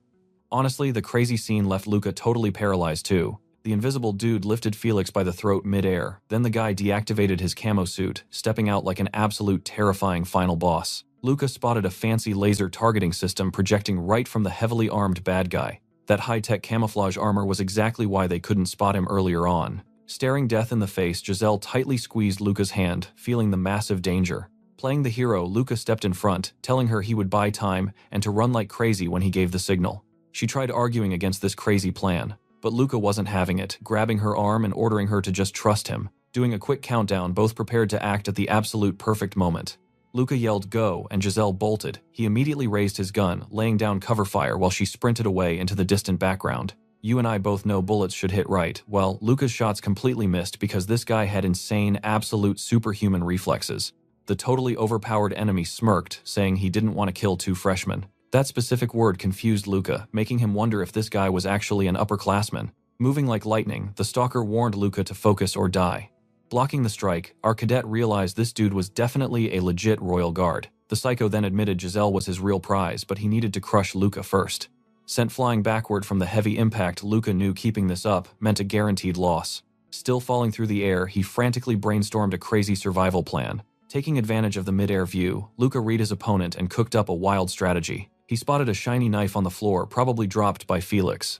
Thinking fast, Luca chucked his empty pistol straight at the blade.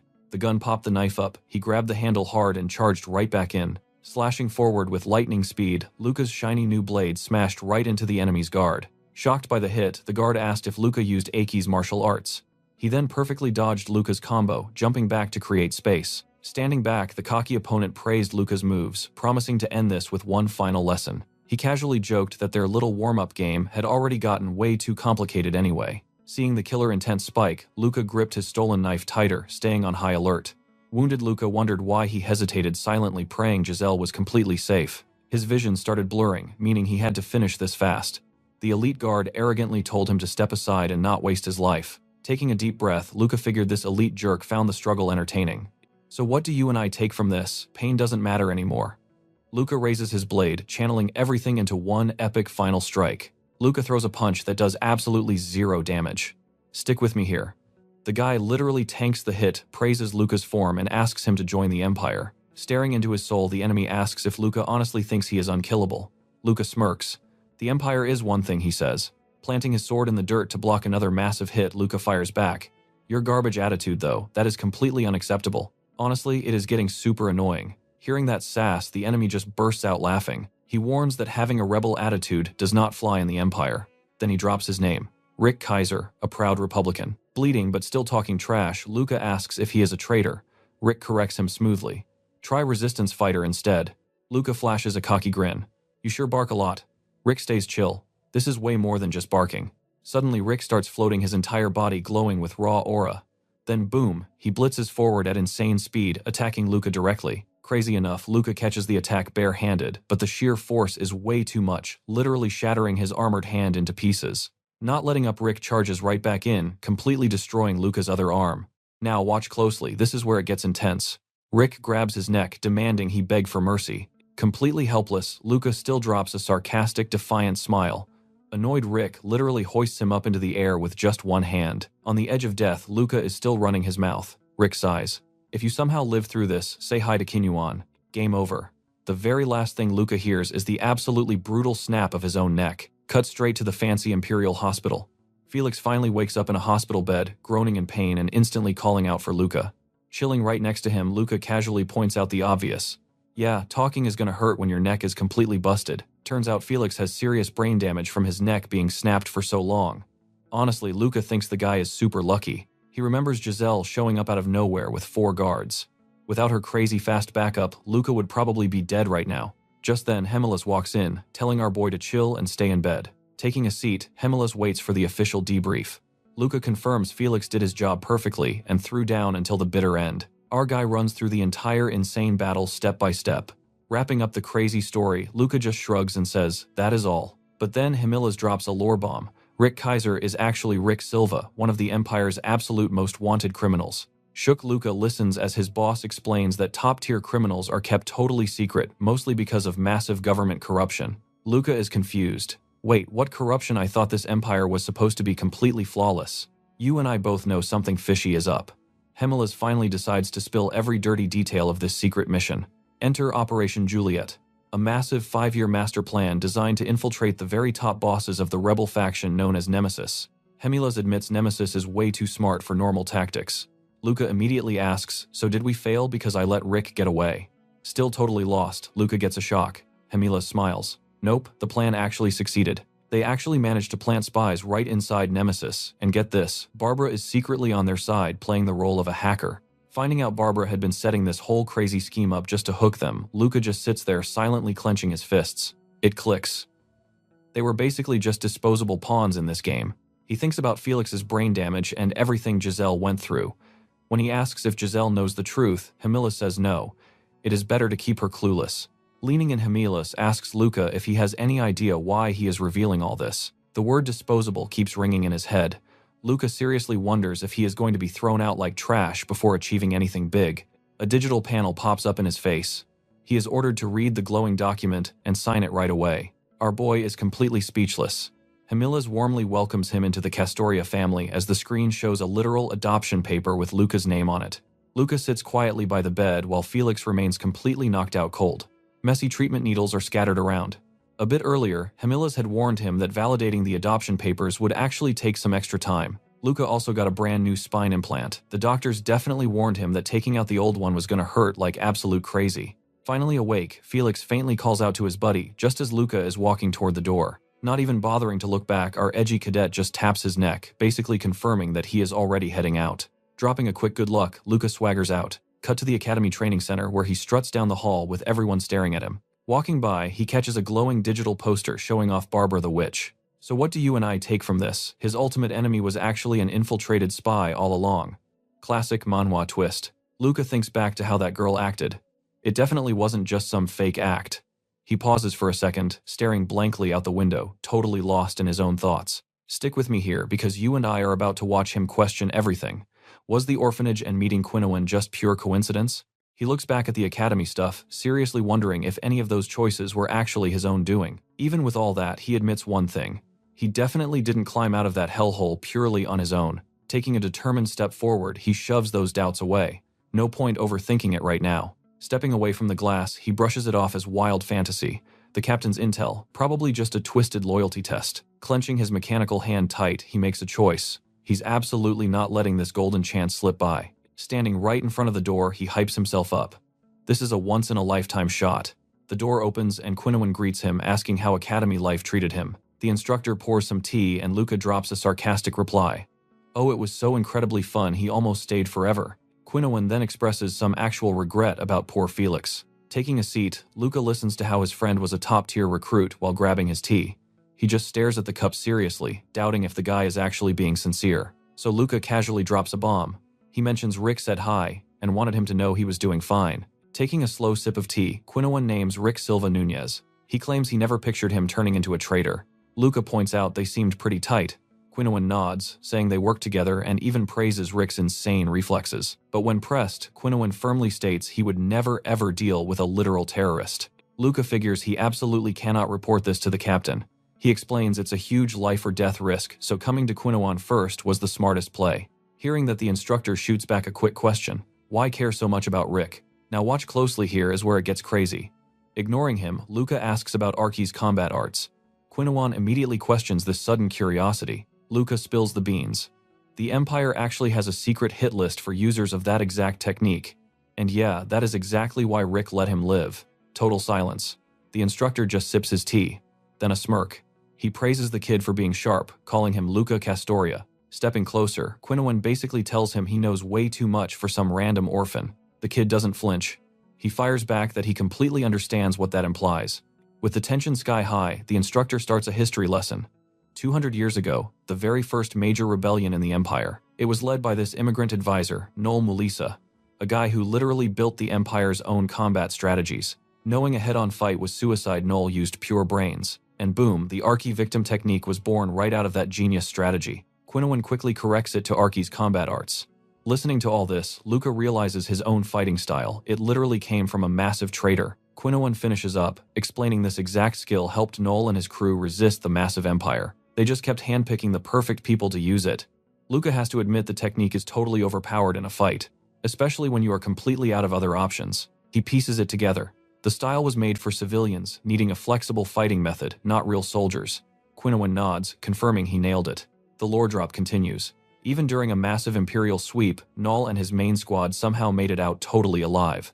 So they scattered everywhere, grabbing totally disposable recruits to go and attack the outposts. That way getting caught wasn't a big deal. They could just sacrifice the pawns to guarantee the main group got away cleanly. Luca totally sees the vision. Without wearing flashy armor, those traitors could easily just blend right into the normal crowds. And even without weapons, they could throw hands using Arky's combat arts and just vanish if things went south. You and I both saw that coming, right? Luca finally gets why Rick spared him and why the Empire tracks this specific style. When Luca asks how the Empire even found these guys, Quinoan cuts him off cold. They just killed absolutely every single suspect. He straight up admits they had zero time to sort out civilians from actual traitors. Entire zones were just completely purged to wipe them out.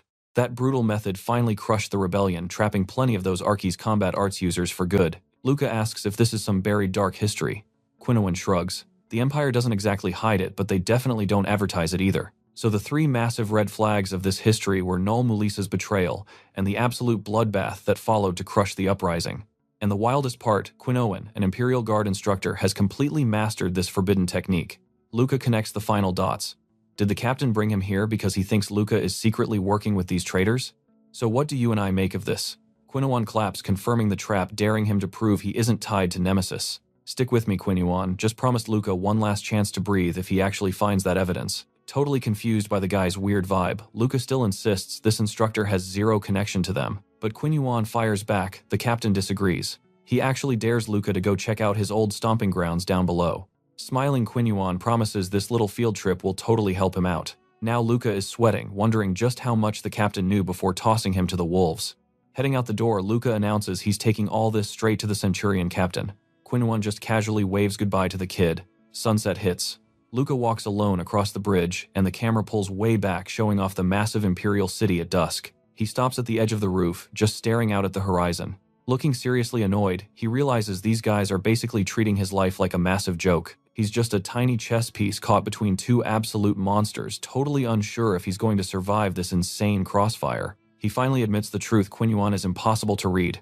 Now he desperately needs to figure out who this guy really is. Now watch closely. After finding absolute zero on Noel Melissa, he decides he can't just keep failing like this. The only real option left: take the bait. He decides to hunt for traces of Quinoan straight down in the city's lower sectors. He remembers Himmlis ordering him to spy on Quinoan, a literal suspected traitor just wandering around free. So why did the suspect tell him to go look at his old marks down below, especially promising him it would actually help? Luca suddenly realizes this little tip is dragging him straight into the deadly slums where the Nemesis gang operates. Basically, this whole setup screams one big giant loyalty test. A twisted game between the Empire and Qinyuan just to test him. With zero chance of backing out, Luca gears up to follow the trail. He knows perfectly well that surviving this place is going to take insane caution. Easy, not even close. Right after Luca marches straight to Himmless to report the whole mess. He flat out admits his target totally provoked him. Standing before the commander, he leaks the connection between Qinyuan and Rick Kaiser, demanding to know why this guy walks free. Even so, Luca swears he'll follow orders even if they keep him totally in the dark. After a long pause, Himmless stares him down and actually says he trusts him. Then comes the bombshell. The higher-ups ordered his investigation, thinking Luca is the ultimate key to stopping Nemesis. Shocked, Luca asks why they'd keep such a lethal guy around as a teacher. Himmless casually replies, "It's the only way to keep Qinyuan on a leash," asking if that finally clears things up. I know what you're thinking. How is Qinyuan so calm? The guy's insane self-control literally leaves zero openings. Himmless pushes him to keep going, dropping the fact that countless soldiers already failed this. But Luca, he's the only one making actual progress. Plus, Himmless smirks. The instructor actually kinda likes him. Shooting his shot, Luca asks for something way beyond the pay grade of a normal soldier in training. Cut to a crazy fast transport pod dropping from the sky. Inside, Himmless and Luca are sitting face to face. On the way down, Himmless just straight up asks if he's nervous. Honestly, Luca says he'd be totally lying if he said no. He flashes back to his massive request, getting an absolute free pass to travel between the upper and lower levels. Not just that, but full clearance to carry weapons and a blank check for his investigation. This VIP pass even unlocks highly restricted files normally blocked for low-level guys. But even with the ultimate cheat codes, it's deadly out there. He has to play this perfectly. Sitting there, Luca admits he's totally terrified of getting assassinated just for knowing way too much. Brutally honest, Himmless confirms it if the higher-ups want to cover up. Luca is 100% dead meat. But surprisingly, Himmless vows to use all his commander privileges to keep the kid breathing. He then hands over a glowing family card projecting a super rare authorization seal. Grabbing it, Luca realizes his entire life now rests with the commander realizing this guy is far from normal. Himmless then tells him to go greet his brand new family. Luca asks how to act, and the answer is simple. Just act totally natural to motivate Himmless's kids. But that word motivation, yeah, that leaves Luca sweating about his real plans. Without a single clue what the boss is actually plotting, Luca knows he just has to play along. It's all just to survive. Almost there now. And trust me, you'll want to see what happens next. Stick with me, watch this transport capsule speed right toward that massive building. Looking around, Himmless straight up admits this cold place is hard to love. But get this, as they pull up, he drops a bomb. He actually grew up right here. The capsule finally touches down safely on the platform. Seconds later, Himmless and Luca step into this crazy, luxurious, heavily decorated hall. Himmless tells Luca to go get some rest, first promising that all the boring formal introductions can wait. Up at the window, Luca watches a whole crowd of elites gathering down below. Down there, Himmless takes center stage, soaking up every single bit of attention. Luca smirks, noting that these high society politics feel exactly like the trashy lower sectors. He starts wondering if this rich life is really what he wanted. Suddenly, a weird noise from the bedroom door makes him snap his head around. Giselle walks right in, declaring Luca is officially a Castori now. She steps up and actually apologizes for her earlier attitude, admitting her behavior was a total disgrace to the family. Luca stays perfectly calm, brushing it off. He says any normal civilian would freak out like that. She drops a sad detail. Next, she visited Felix, and he did not even recognize her. Luca tells her not to sweat it. Felix was just doing his job. And no, he makes it very clear he is not just trying to be comforting here. Smiling, Giselle calls him a unique flame, one that burns way brighter than all the rest. Right after she asks if he remembers her big promise to help him out once he officially joined. He nods fast, totally agreeing. This ruthless mindset is exactly how a real imperial noble should act to claim their prize. Stepping back, she offers up some extremely valuable intel as her first form of payment. Now, pay attention here because she fires up a hologram of his new brothers. She warns that their father will not help and he needs to watch out for these two. She explains his sudden arrival has the other heirs sweating bullets. The Castorias are pure military blood. The other heirs, massively flawed. But Luca is an elite soldier, making him an absolute nightmare for their succession plans. He totally agrees. It makes perfect sense those brothers would be terrified of losing their golden status to an outsider like him. But then he flips the script and questions her directly. Her face completely drops. He straight up asks if she wants to be the family head, but she quickly dodges that heavy question. The heiress claims she wants zero part in this war. But make no mistake, if they provoke her, she will absolutely strike back. She coldly warns him that waiting around is a death sentence. She tells him to grab every single opportunity he can. Smiling back, the soldier throws that exact same advice right in his new sister's face. Giselle just stares at him in pure shock. A second later, she absolutely loses it, busting out laughing. Catching her breath, she looks at him and asks if he will back her up someday. With a smirk, he agrees to support her as long as it does not drag him down. Reaching out for a handshake, she locks in their alliance. She wishes her new brother good luck, but immediately warns him this is the very last time she will ever use that word. He laughs and agrees, saying it would honestly be super weird to hear that anyway. Dinner bells suddenly echo through the halls. Standing right in front of the family crest, their secret alliance is officially locked in. Down in the massive dining hall, the rest of the Twisted family is already waiting. We all know family dinners can be rough, but watch this. The doors swing open, revealing the firstborn Nicholas, the second son Joel, and the cold matriarch Eva Castoria. The matriarch locks eyes with the newcomer, giving a fake welcome and claiming she has heard plenty. The young man stays stone cold, staring right back at the woman ruling this house. Eva finally tells everyone to take a seat, noting her husband will be arriving very soon. Before sitting, Giselle whispers a quick warning. Do not let her mother get under his skin because their father will never save him from family drama. On cue, Himelis walks into the room and the entire table goes dead silent instantly. The untouchable head of the house casually tells everyone they can start eating. But before grabbing a bite, Himelis gives a super formal prayer to humanity's protector, ending it by honoring the very first emperor of the empire. Right after that weird flex, everybody else starts digging in. Mid-bite, the young man watches the family dynamic play out. He quickly realizes every single eye is glued to him. Now the scene flashes back a few minutes to when he and Giselle were chatting in the hall. Giselle was just explaining how the brothers feeling so threatened totally proves their greedy ambition. So what do you and I make of this? Those two have already studied his entire file. Ava spills the tea. Nicholas is a bureaucrat with tons of allies because he totally sucks at actual combat. Then there is Joel. He might lack raw skill, but he is the Finally, Ava gave Luca a serious warning, watch his back, because those brothers will look for any excuse to provoke him. Stick with me here, because you and I are about to watch the most intense family dinner ever. Serving his food, Luca remembered Ava's advice, finally realizing why his brothers were glaring at him. Playing it cool, Luca just quietly started cutting his steak. Glancing across the table, Luca noticed Himelis was just sitting there. The family head finally raised his fork, declaring out loud that he absolutely needed to surpass his own father's massive expectations. Meanwhile, Ava, the commander's daughter, quietly ate her food while the maids kept a super close eye on her. Right after that, Luca shoved his steak down with absolute intensity. Smirking, Joel finally broke the heavy silence and called out Luca's name. Luca immediately dropped his fork and locked eyes with him, waiting to see what this guy's problem was. Joel instantly started scolding him, claiming he really hated bringing this stuff up during their very first family dinner. He ripped into Luca's terrible table manners, loudly questioning how anyone could survive this long without knowing basic high society etiquette. While taking the heat, Luca just analyzed Joel's loudmouth energy and the eerie silence of the oldest son, Nicholas. Reading the room, Luca quickly realized Nicholas was the real snake here. That was the guy to watch out for. Joel kept pushing directly, asking if a guy with 0 medals in 10 years even deserved the mighty Castoria name. With that heavy insult hanging there, Luca casually looked around, thinking hard about the actual reputation of this family. In response, Luca just leaned forward and stared dead at Joel. Watch closely, you will love this. Luca completely flipped the script, challenging Joel to test his actual combat skills instead of crying about fancy dinner etiquette. Caught completely off guard, Joel freaked out, gripping his steak knife like he was ready to strike.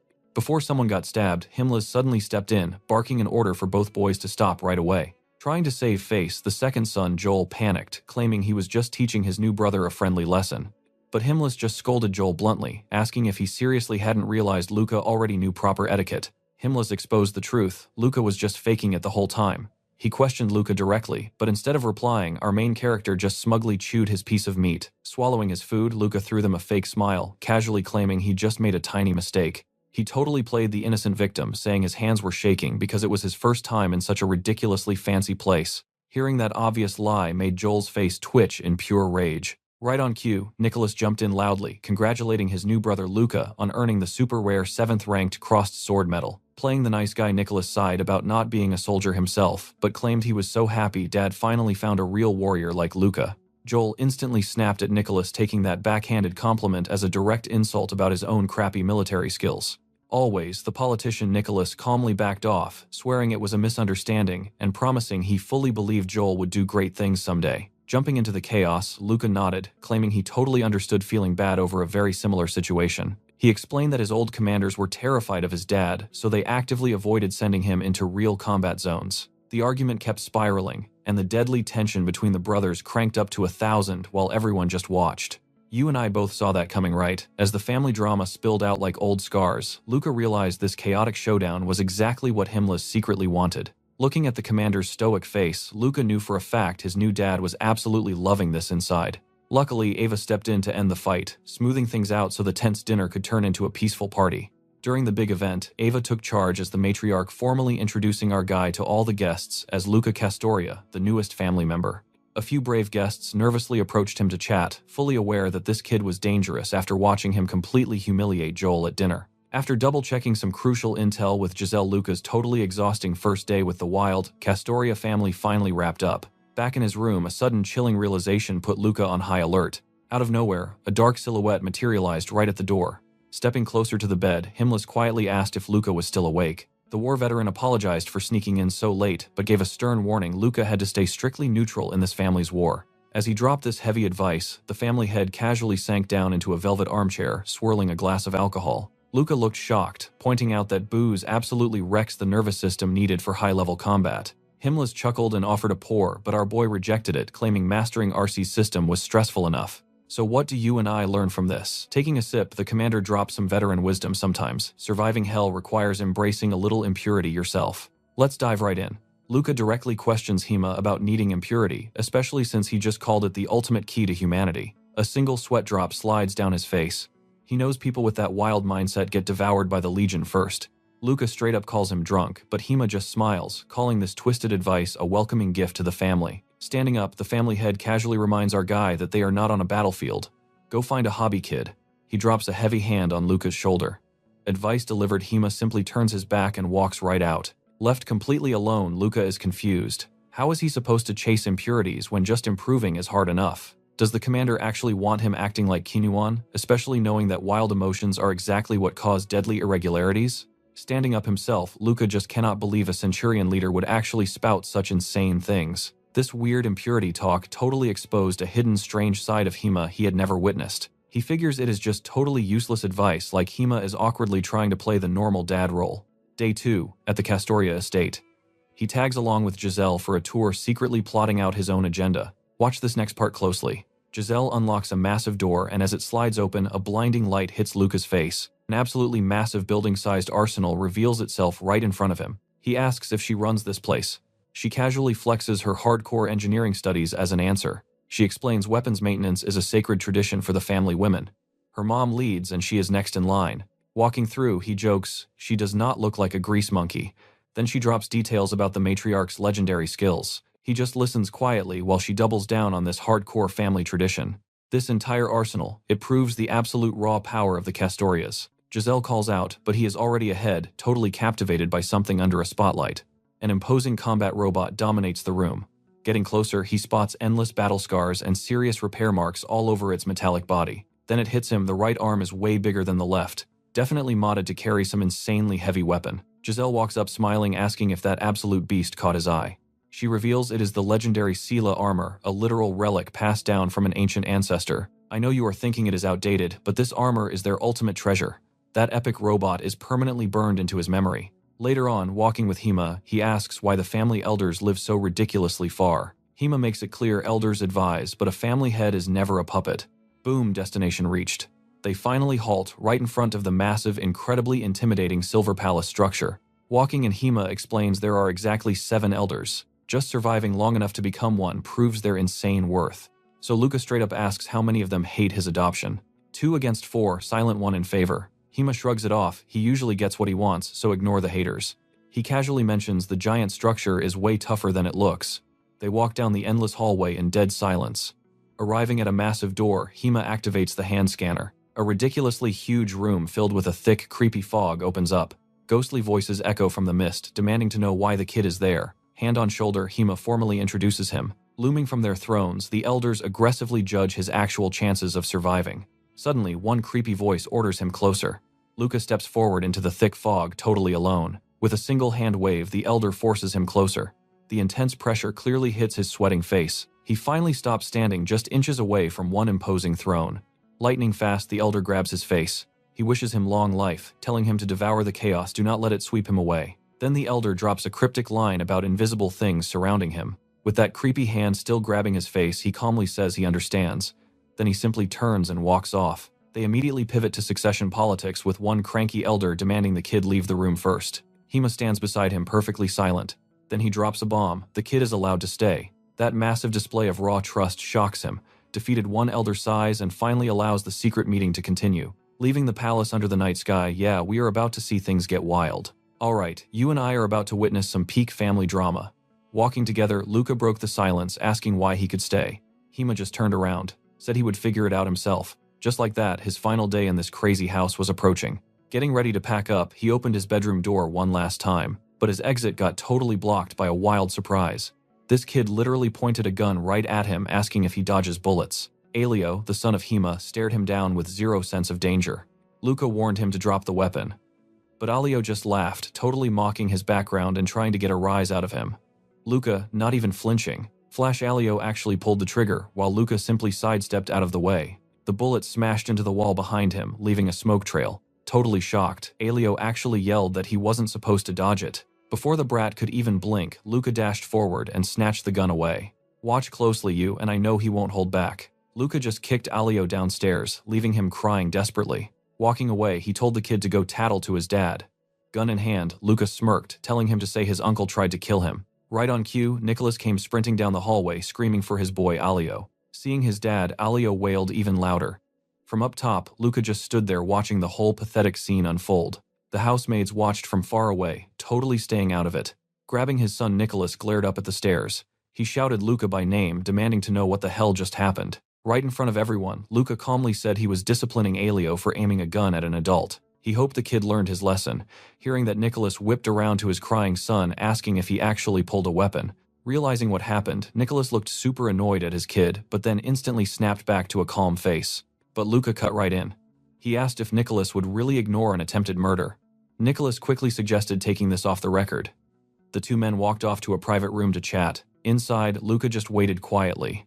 The second Nicholas took a seat, he looked right at him, dropping the pleasantries. Nicholas casually joked that people outside probably thought they were brawling. Luca hit back, accusing him of using his own son to cover up their secret alliance, noting the insane risks. But Luca, he coldly stated that he could always just make another son later. Waving his hand, Luca called the whole gun thing a minor issue.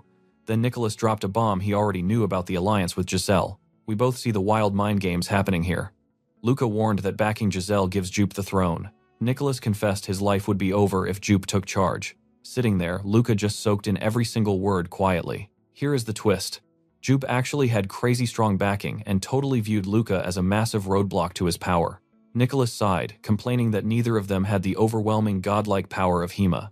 Luca fired right back. Why stress over someone with zero real abilities? Nicholas totally struggled to come up with a straight answer. Turns out Jupe's military past won over half the family. Plus, some elders actually wanted a weak puppet leader instead of an overpowered monster like Hima. Everything clicked for Luca. Hima was so insanely strong that the scared family members specifically wanted someone weak in charge. Flashing back to the elders meeting, Luca realized what being a real leader meant in this crazy clan. Putting it all together, Luca bluntly asked what Nicholas wanted from him. The truth, Nicholas desperately needed a fake enemy to boost his own popularity scores. Then it clicked. The entire setup, even risking his own kid's life, was a perfectly planned trap just for this chat. Giselle's warning echoed. Nicholas was dangerously close to Hima. Standing up, Nicholas hoped they had a deal, but Luca dropped an unexpected question. What if Luca leveled up so much that he completely outgrew the whole successor position altogether? Not even looking back, Nicholas smoothly claimed that even god-tier power needs a solid ally to actually keep the throne. Flashing a razor-sharp smirk, Luca made it totally clear he wasn't joking around. Turning around, Nicholas chuckled, remembering how he used to think rich nobles never had any real-life problems. As Nicholas left, Luca offered a hand, throwing in a reminder that his own rank in the house was literally rock bottom. For the final play, he tossed out that Luca could snitch this entire secret chat to Giselle to keep up appearances. Yelling from the doorway, Nicholas mocked him, "Play the special boy all you want, but earning the Castori name won't be that easy." So what do you and I make of this? Standing alone, Luca silently planned out his next crazy move. Alright, jump in with me, we are cutting straight to Luca and Hima traveling. In uniform, Luca stared intensely at a family crest card. Right beside him, Commander Himela was busy tapping away at a glowing holographic data panel. The veteran Hima glanced over and asked if Luca actually cared about the family. Luca just brushed it off as nothing special. Honestly, the kid looked completely exhausted from zero sleep lately. He flashed back to busting his tail at the family estate. Seeing Hima as a soft family guy totally clashed with the strict commander Luca knew. Still holding that card, Luca's little trip down memory lane got rudely interrupted. A weird glitchy shadow popped onto the screen system hack. Seconds later, the whole transport started shaking like crazy. Bam! A massive hit smashed right into the transport, throwing them totally off course. Panicking, Luca realized they were being hijacked. But Hima, completely chill. The guy didn't even blink, just telling Luca to relax. The old man casually dropped that they already planned for this ambush. Yep, a bunch of traitors were waiting right at their destination. Hima checked the time backup was 10 minutes away. They just had to survive until the cavalry showed up. Hearing that, Luca grabbed his gun, totally ready to fight. But hold on, watch this. Himela said they were ditching the ride so they wouldn't be sitting ducks, completely shocking the kid. But then it clicked. Obviously a guy in Himela's rank knew exactly how to pilot. Without even blinking, the commander grabbed the controls and popped the emergency exit. He calmly promised Luca the car would absorb the massive drop. Free falling straight toward the ground, Hima randomly shouted a question at the kid. Right in midair, he asked how Luca liked the view. Luca just screamed back that Hima was acting as human bait. Hima just smiled and confirmed it. All of this was just so Barbara could earn Nemesis's trust. Seconds later, the commander yelled to brace for impact. Luca just screamed Barbara's name right as they smashed into the dirt. Boom! Fire and black smoke everywhere. Out of nowhere, the heavy metal door was just violently kicked wide open. Coughing through the dust, Luca crawled out of the wreckage alive. Staring at this empty wasteland, Luca panicked. How could they survive 10 minutes with zero cover anywhere? Gripping the kid's shoulder, Hima warned that the bad guys definitely saw the crash and were coming. Luca nervously followed his commander's stare right toward the horizon. Luca's eye lit up, he was locked in. Meanwhile, miles above, a silent space station orbited the planet. Down below, they could clearly see a massive enemy wave charging straight in. Snatching his massive weapon, the veteran smirked about the perfect weather, standing tall and totally ready to fight. Powering up, Himela muttered he was finally bringing out the big guns. Flash, he fired an absolutely massive beam, completely erasing everything ahead. You and I both know what that means. Luca realized they didn't need any backup plans at all. The old man played bait because he knew he could solo this whole army. He told Luca to watch closely. Class was officially in session. Staring at the smoking crater, Himela sighed, annoyed that some enemies actually survived that. He calmly told Luca his targeting system would lock onto every survivor in exactly 21 seconds. Bam! Another brutal shot fired off, turning the wasteland into absolute ash. Taking cover, the young guy was mind-blown. How was he hitting them when they were not even in sight? Luca guessed the boss was using satellite coordinates to aim, and yep, he hit the nail on the head. Himela bragged that as the Centurion leader, he gets a personal military satellite just for fun. He added that running a toy like that usually takes massive computer systems. But this absolute legend was running it all inside his head, just a casual flex of a Centurion leader. Whoosh! Himela casually dodged a stray bullet. Both noticed the enemy wave closing in extremely fast now. A massive horde of bad guys burst through the smoke, screaming their heads off when they spotted the duo. A cyborg soldier screamed to focus all fire on Himela and erase him completely.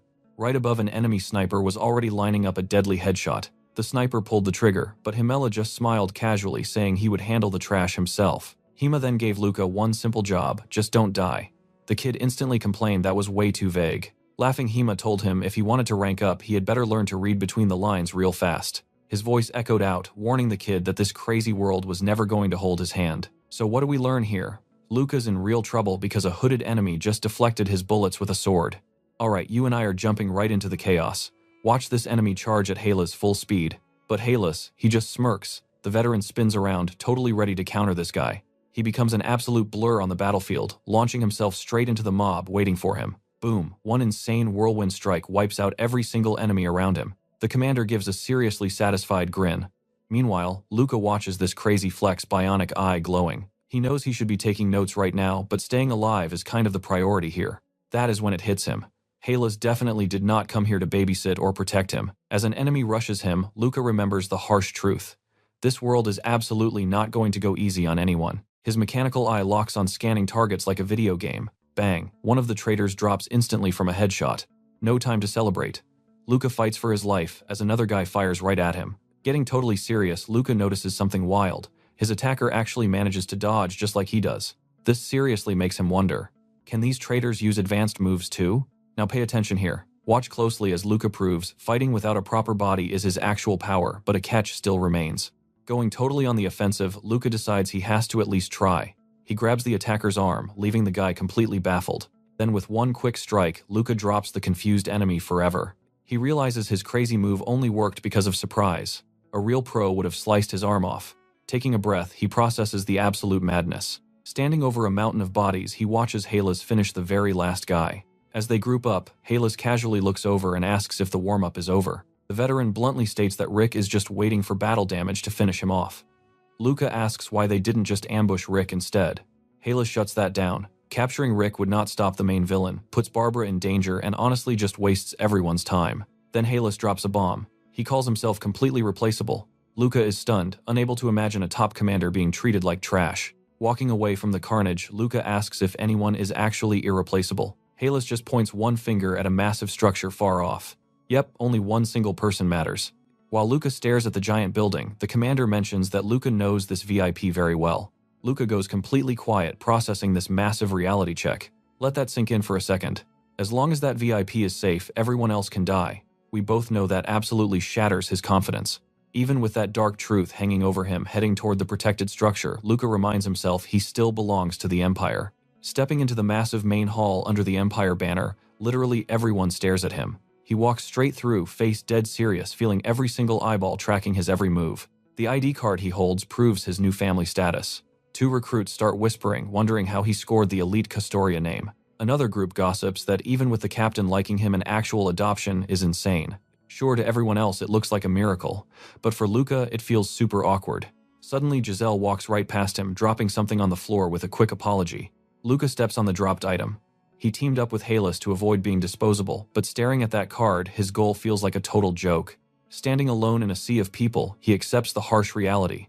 Unmasking Kinuan is going to cost him everything, so he makes his choice. He will grind endlessly until that fateful day finally arrives. Time for action.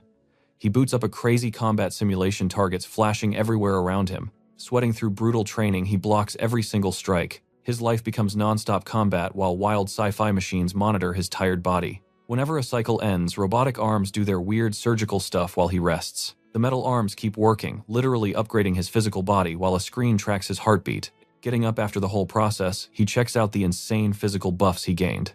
A giant box of burnt-out parts next to him shows less than a year of training is left. With time ticking, he knows he has to visit the lower sector soon, but the dream remains the same: become an elite Imperial Guard. Meanwhile, the camera cuts over to Aile, standing outside a ridiculously huge Imperial building. Cutting back to the base, Luca casually walks down a hallway toward the bathroom. He hears cadets calling Aile's smiling ambition totally twisted. Luca steps up, asking what happened, and that is where we leave it. Trust me, you want answers next. Alright, you and I are jumping right in. Eli just crushed his brother. A cadet mentioned he was likely just here for a psych test. Yep, his long-awaited return is officially confirmed. The wall plaque right there proved it. Eli Kartika was totally absent until this exact moment. Sitting alone on the stairs, Luca thought about it. Eli literally fought for that title even though he never cared about power before. Looking dead serious, Luca realized his friend was still hurting. Then the memories hit Lily and Ramona dying. Despite giving it absolutely everything, Eli still lost her in the end. The image of a firing gun flashed right through Luca's mind. He stayed frozen on those stairs, remembering the worst part: she died by Eli's own hands. Suddenly, the heavy silence broke when someone called his name. It was Eli, smiling down from above. He walked over, joking that he was touched, and asking if he should start calling him Lucas now.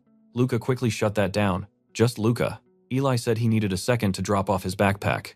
Luca nodded, watching his old friend walk off with a tiny relieved smile. Once they caught up, Luca brought up the crazy rumor about him usurping his brother. Eli waved it off as a formal duel. He only won because his brother couldn't handle trash talk. Naturally, Luca had to ask what exactly he did. You saw that coming, right? Eli just smirked and said he seduced the guy's crush because he is obviously way too handsome. Eli pretended to feel bad, but Luca just deadpanned that guy is absolute trash. Flipping the script, Eli asked how the Castoria family accepted Luca without any real fight. Luca shrugged. His whole life felt like walking a dangerous tightrope, so this was basically Tuesday for him. Eli listened, then offered some surprisingly good advice. Even a juggler drops the ball, but the show always goes on. Then Eli stood right up, calling Luca's name to make sure he was listening. Looking him dead in the eye, Luca swore he was done running away. Eli instantly asked if a certain girl sparked this change. Luca denied it, explaining his master plan, gaining absolute power, was the only way to fix his family and the Empire. He went totally quiet, locked in, and absolutely convinced. Seeing that fire, Eli knew his friend's insane potential. Once Luca made up his mind like that, nobody could ever stop him. Luca pivoted, officially welcoming him back, while warning that Eli better start pulling his weight. They just stood there, carrying heavy burdens and massive ambitions. Reaching out his hand, Eli suggested they team up and grind together. It was their destiny. They locked hands in a firm grip. Luca was officially all in. Eli pulled him up. Now Luca just had to survive that tightrope walk, especially since his partner had already proven he was an absolute beast. Taking a glass elevator down, Luca stared out at the glowing massive cyberpunk city. Now, pay attention, because the vibe completely changes here. Luca heads into the shady lower city passing guards until he finds two injured guys bleeding in an alley. Suddenly his hologram screen popped up, dialing Gabriel for backup. While Luca looked ahead, one of those bleeding men quietly stood up. Out of nowhere, a mechanical hand lunged straight for Luca's waist. Boom! Luca ruthlessly ripped the guy's metal arm clean off while he screamed. The pathetic attacker stumbled away in a panic, and Luca just let him run. Smirking like a menace, Luca joked he was finally feeling at home. Then he checked his screen, getting annoyed that Gabriel was ignoring his calls. Stepping into a sketchy room, he froze right at the doorway for a second. His eyes locked onto a dark shape on the messy floor. Seeing Gabriel's unmoving body lying there, Luca instantly figured out why he missed the call. The dude was dead. But miraculously, Gabriel forced his eyes open, groaning that he wasn't dead just yet. The elevator doors slid open, dropping Luca into a gritty industrial hallway. Looking super focused, he marched right to his destination. Moments later, we see him testing out a slick new weapon wired to his cyborg arm. The crazy blacksmith turned around, proudly showing off his custom prosthesis and demanding feedback. Grabbing the shiny new sword, Luca praised the firm grip and how it synced perfectly with the arm, though it needed a slight strength tweak. Without even getting clear instructions, this genius craftsman forged the absolute perfect combat weapon. Luca revealed the blade's epic name, Cruxus. In the ancient language, that literally means calamity. He also showed off his pistol, Ruena, which straight up means destruction. Joking that feminine names needed a little extra charm, our weapon-wielding hero promised to put them to extremely good use. The blacksmith cheered as he left. Trust me, we definitely want to see this arsenal in action. Let's jump into it. Holding his new weapon, Luca knew his current skills wouldn't cut it against a stronger enemy. His old gear completely trashed in the last fight. It didn't help him at all. Shortly after, he tracks down Gabriel. The guy is lying in a hospital bed, absolutely covered in bandages, while Luca just stands there silently watching him. Gabriel admits he took 2 bullets, one to the chest, another to the gut, meaning the attackers weren't actually trying to end his life. When Luca asks what went down, Gabriel explains it was just a warning. Every gang in the area is beefing up their muscle. They shot him just to send a message. Luca straight up asks why Gabriel doesn't just join a crew to stay alive. Gabriel snaps back. He'd much rather die than become someone's lapdog. Switching topics, he asks why Luca is even here after all this time. Sitting back, Luca gives a super vague answer about needing to handle some business. Getting up to leave, Luca promises to drop by tomorrow. He tells Gabriel to actually take his meds and get his strength back. Gabriel keeps protesting, trying to grab his attention, but Luca just ignores him and walks away. Outside, massive glowing holograms and bright city lights totally dominate the skyline. Blending into the crowd, Luca watches floating info panels everywhere. Seeing guards stationed around the hospital, he figures Gabriel is safe for the moment. With his contact secure, Luca shifts his focus to the next major clue. The intel he got from Quinwan points straight to the former manager of the Coliseum. To track him down, Luca needs to dig up the manager's past actions. He is absolutely certain the answers he needs are hiding in that history. But honestly, what would a guy like the manager even be doing in a sketchy place like this? From up high, Luca stares down at the deeply divided city. Then he slowly climbs the stairs of a broken-down spot that feels completely devoid of hope. Standing right under the harsh streetlights, he tries to figure out his target's real motive. Massive fish holograms float silently as he walks the alleyway. Suddenly, a flashback hits hard, freezing him in his tracks. He stares at an old rundown building. It suddenly hits him purely out of muscle memory. He had wandered straight back to the exact neighborhood where he grew up. Shaking it off, Luca hurries down another totally empty, silent street. Turning the corner, he catches 2 shady guys chatting next to a vehicle. Watch closely, this is where it gets personal. Hiding, Luca hears them complaining about the director, while skinny kids watch from a nearby window. The oldest kid definitely knows the director is scamming them, but they are way too weak to fight back. Seeing this, Luca realizes the world doesn't just magically fix itself. Even if he steps in right now, the relief for these orphans won't last long. At best, things might get better for a couple of months before slipping right back into total misery. Suddenly, the 2 guys spot Luca lurking there and aggressively demand to know what he wants. One thug barks at him to get lost. Luca just sighs, realizing he's honestly gotten way too soft. But hey, that is reason enough to interfere. The orphanage director suddenly recognizes Luca and frantically tells his guard to back off. Dodging a sloppy punch, Luca casually mentions that the young punk actually managed to become a guard. He drops the guard to the floor easily, joking that he already has more than enough money anyway.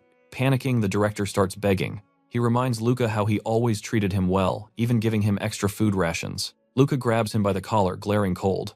That is the exact reason he hasn't snapped his neck yet. You and I both know Luca isn't buying those fake tears. The terrified director begs for forgiveness, asking what he did wrong.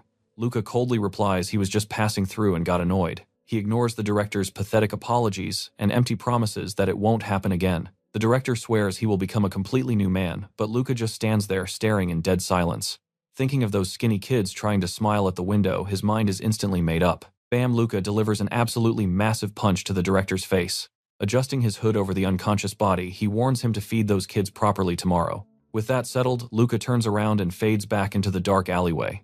Later, he meets up with Gabriel, who is loudly whining about his painful bullet wounds. Gabriel keeps yelling that he got shot twice, while Luca just tells him to shut up and stop being so dramatic. Reflecting on the night, Luca casually admits that only a good sleep stopped him from completely shattering that orphanage director's legs. Beating up someone he despises, actually pretty great for his mental health. He wonders if that was the whole point. A few moments later, the duo finally arrives right outside a massive building known as the Colosseum.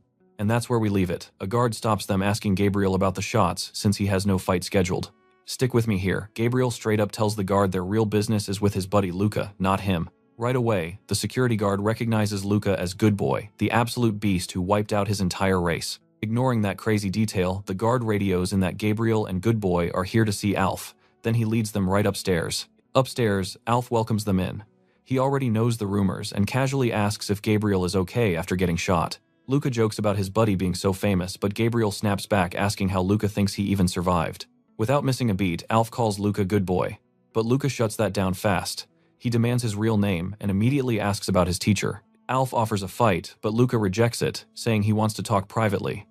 Alf refuses, though claiming he is terrible at fighting and literally needs these goons for protection. The ex-fighter just laughs that off, bragging that these bodyguards are basically just ants to him.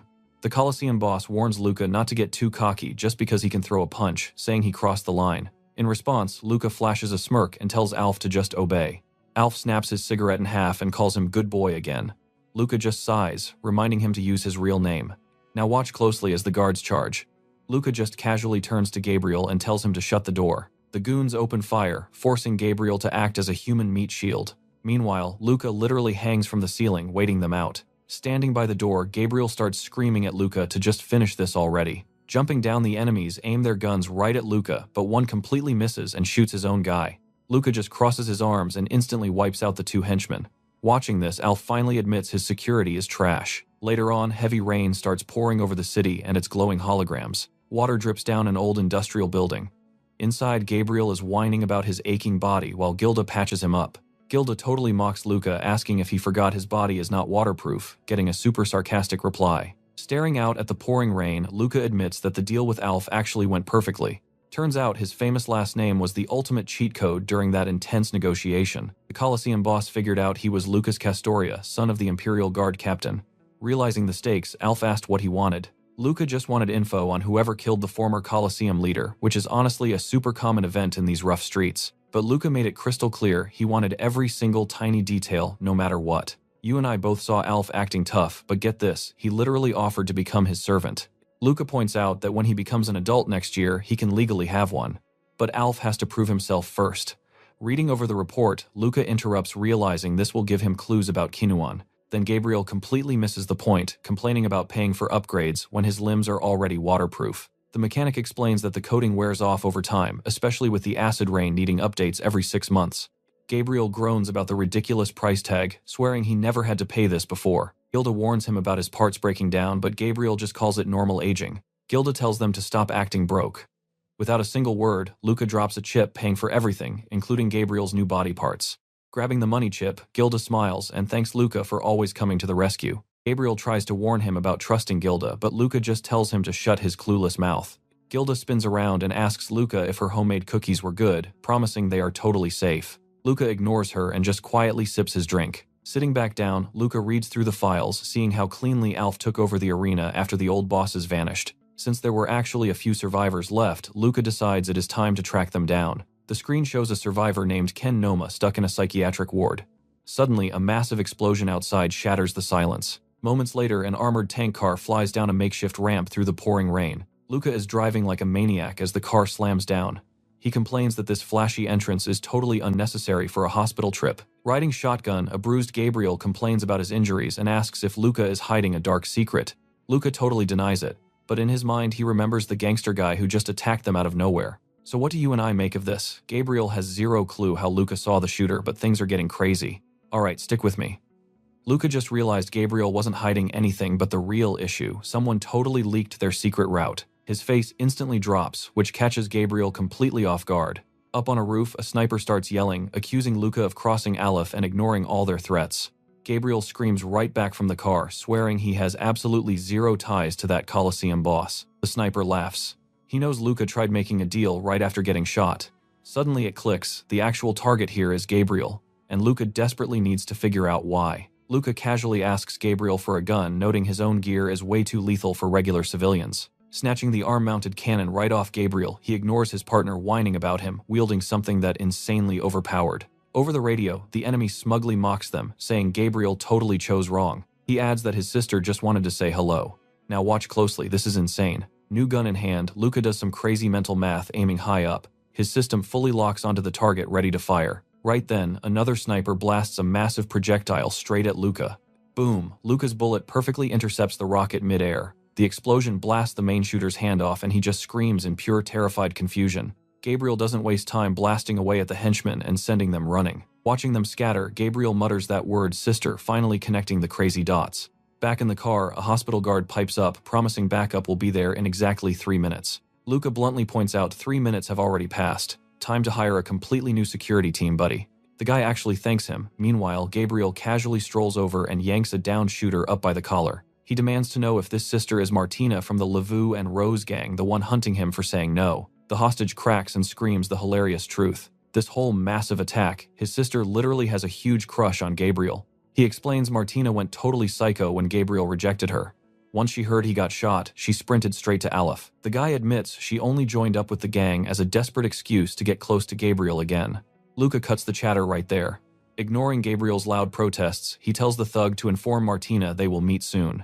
Gabriel sighs, realizing they have to fix this mess, but wonders if her weird obsession might actually be useful. I know what you're thinking.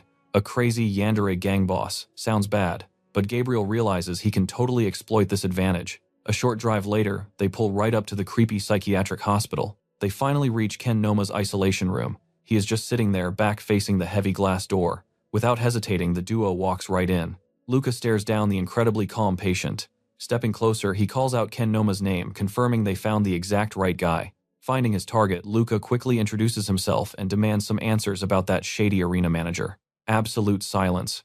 Luca closely studies the guy's totally catatonic, lifeless state. Gabriel steps in, saying it is pointless. Ken got tortured way past his breaking point and is basically a living corpse now. Hearing that Luca preps a temporary nerve-stimulating treatment the guards use, getting ready to stick it right into Ken. Luca mentions his intel, says Ken is completely obsessed with knives. Gabriel rolls his eyes, calling this a massive waste of time and wanting to leave. Out of nowhere, Luca ignores the warnings, steps right up and throws a lightning-fast jab straight at Ken's face. But wait, blocked, Ken's blade snaps up at the very last second. From that pure impact, life suddenly flashes back into his hollow eyes. Instantly, an insane blur of rapid-fire strikes erupts between them, sparks flying everywhere. But Luca is built different. He completely stops the deadly blade using just 2 fingers. Arm totally locked in place, Ken finally speaks. He mutters about feeling trapped in a swamp, officially confirming his name. Ken instantly figures out Luca wants intel. While Gabriel stands there totally shocked, Luca calmly explains he just needed to shock Ken's brain awake through combat. Still locked in that intense grip, Luca demands everything he knows about Tora's friends. But Ken just smirks, challenging him to give one single good reason to talk.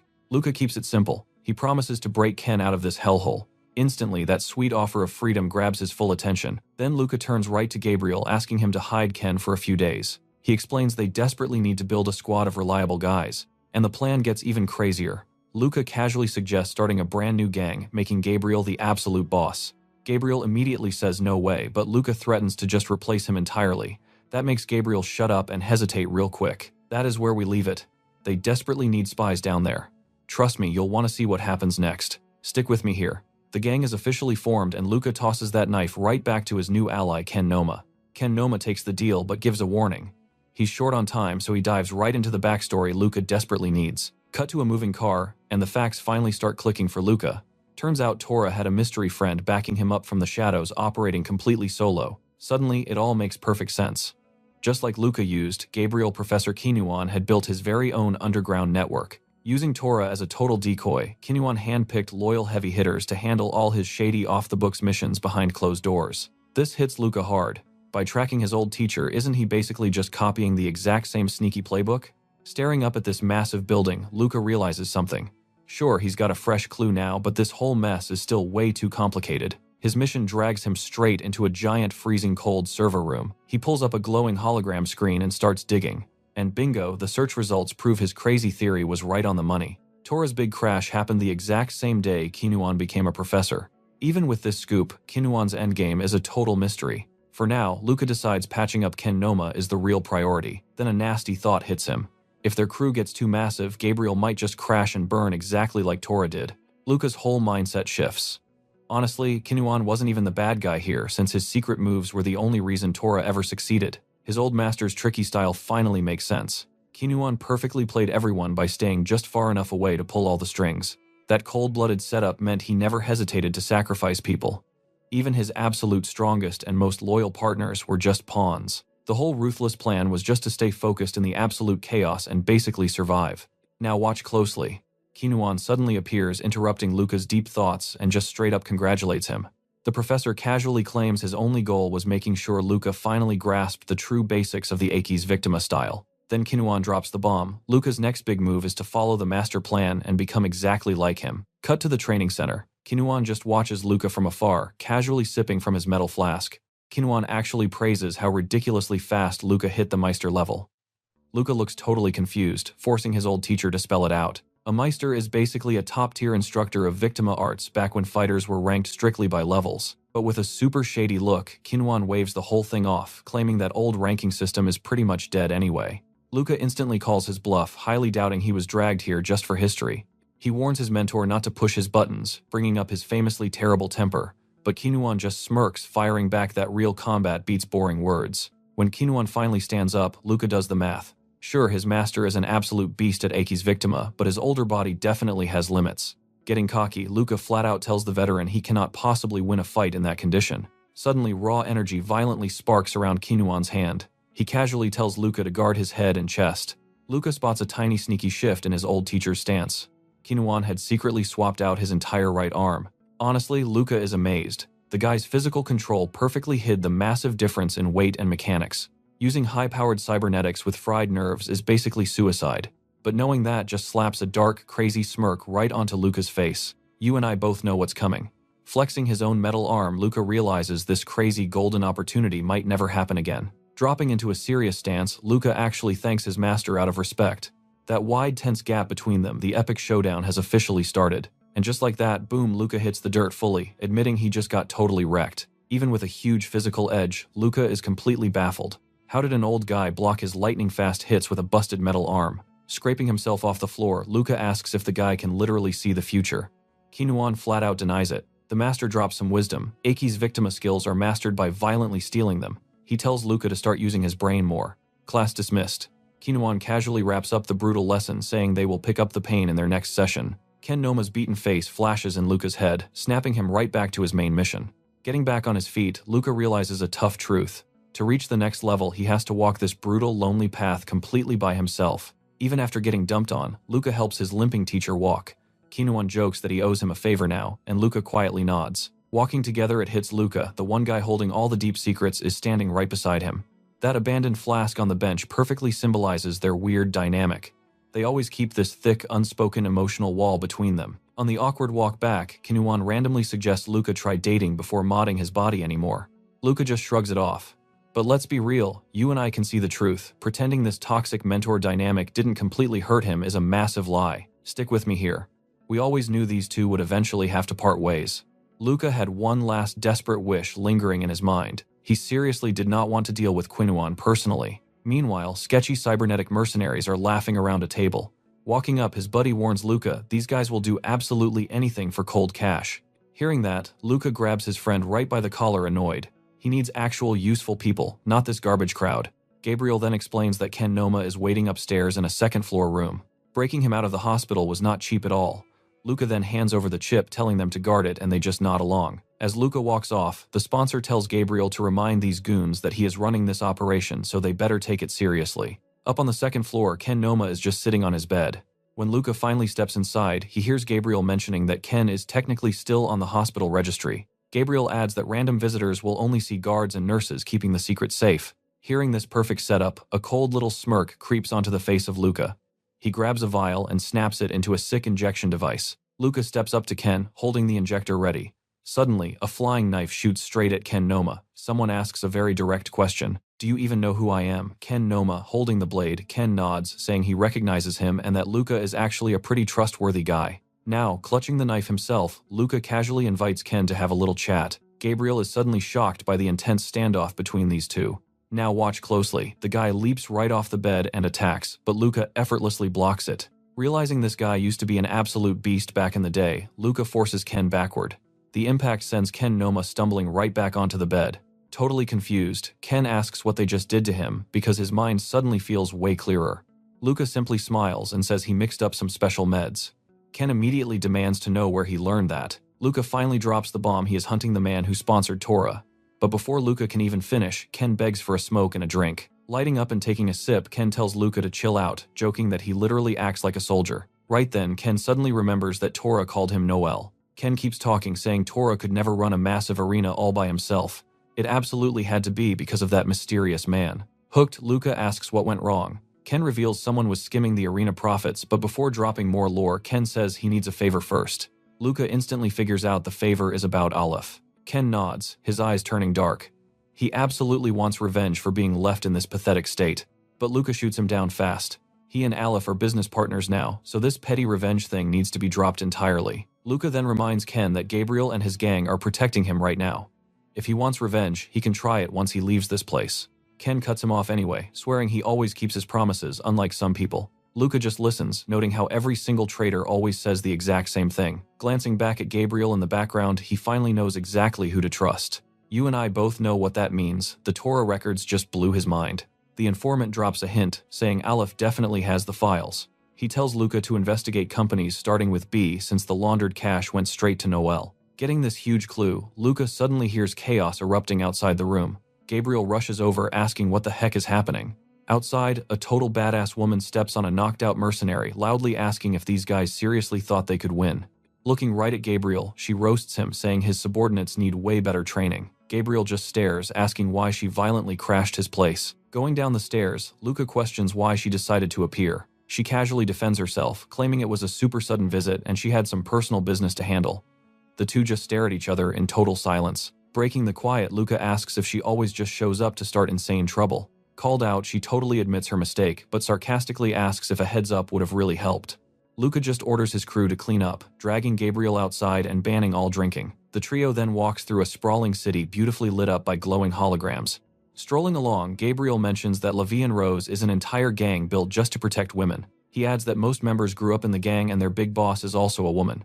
Curious, Luca asks if they ever met, but Gabriel says he only saw her during an old security gig. Gabriel starts hyping up her gorgeous looks while Luca simply observes in quiet thought. So what do we take from this? Aleph might absolutely betray him soon. But right now Gabriel is his ride or die. Suddenly the woman turns and announces they finally reached their destination. Alright, stick with me here. Our squad just arrived at the massive Serene Sea Pavilion. At the doors, the woman calls for Gabriel. He instantly asks if she wants another fight. She firmly warns him not to reject the lady this time around. It is his only way to survive, she claims. The doors open and Luca notices a thick red mist flooding the room. Suddenly, Luca's face drops completely. He knows exactly what is going on. Boom, Luca instantly takes out a girl, realizing this mist is meant to drug them. He screams that he will blow the head off anyone who moves. One guard actually tries to attack but gets instantly blasted right in the head. Stepping through the smoke, a mysterious woman holding a fan tells everyone to stand down. The boss lady demands to know who let them disrespect her guests. Instantly, one of her terrified subordinates bows and apologizes for the absolute mess. Gabriel is absolutely furious, but Luca steps in and tells him to cool it. Luca casually explains they just came to talk, though he knows she wanted to eliminate him without getting her own hands dirty. She apologizes for her overzealous guards and straight up asks for Luca's name. Luca gives his name, but when she asks what he does down in the lower sectors, he bluntly says it is none of her business. Now pay attention, because here is where the tension spikes. She reveals they are standing right inside Levi and Rose. Luca just laughs in her face. She warns him that having noble blood will not keep him safe in a place like this. Martina glares from behind her fan as Luca mocks them, saying some people only act tough because they hang out in big groups. Noticing her absolute rage, Martina's subordinate nervously steps up and begs her to calm down. The servant leans in to whisper something to Martina while Luca watches closely. Snap! Martina aggressively shuts her fan. She turns on her heel and orders the boys to follow her inside. Leading them into her private room, Martina skips the small talk. Sitting down, she drops a massive bombshell. The only thing she actually wants is to date Gabriel. Luca is completely stunned. Why would a powerful woman like her want Gabriel when her status could literally buy anyone else? Gabriel just mutters that he hates being treated like somebody's pet. Luca quickly corrects him. He is just a financial sponsor, not Gabriel's actual boss. Gabriel loudly agrees that Luca is not his boss, which makes Martina smirk. Hilariously, Luca suggests Gabriel should just date her since he could easily balance romance and work. Honestly confused by his friend's refusal, Luca casually asks what the big problem is. You and I both saw that coming, right?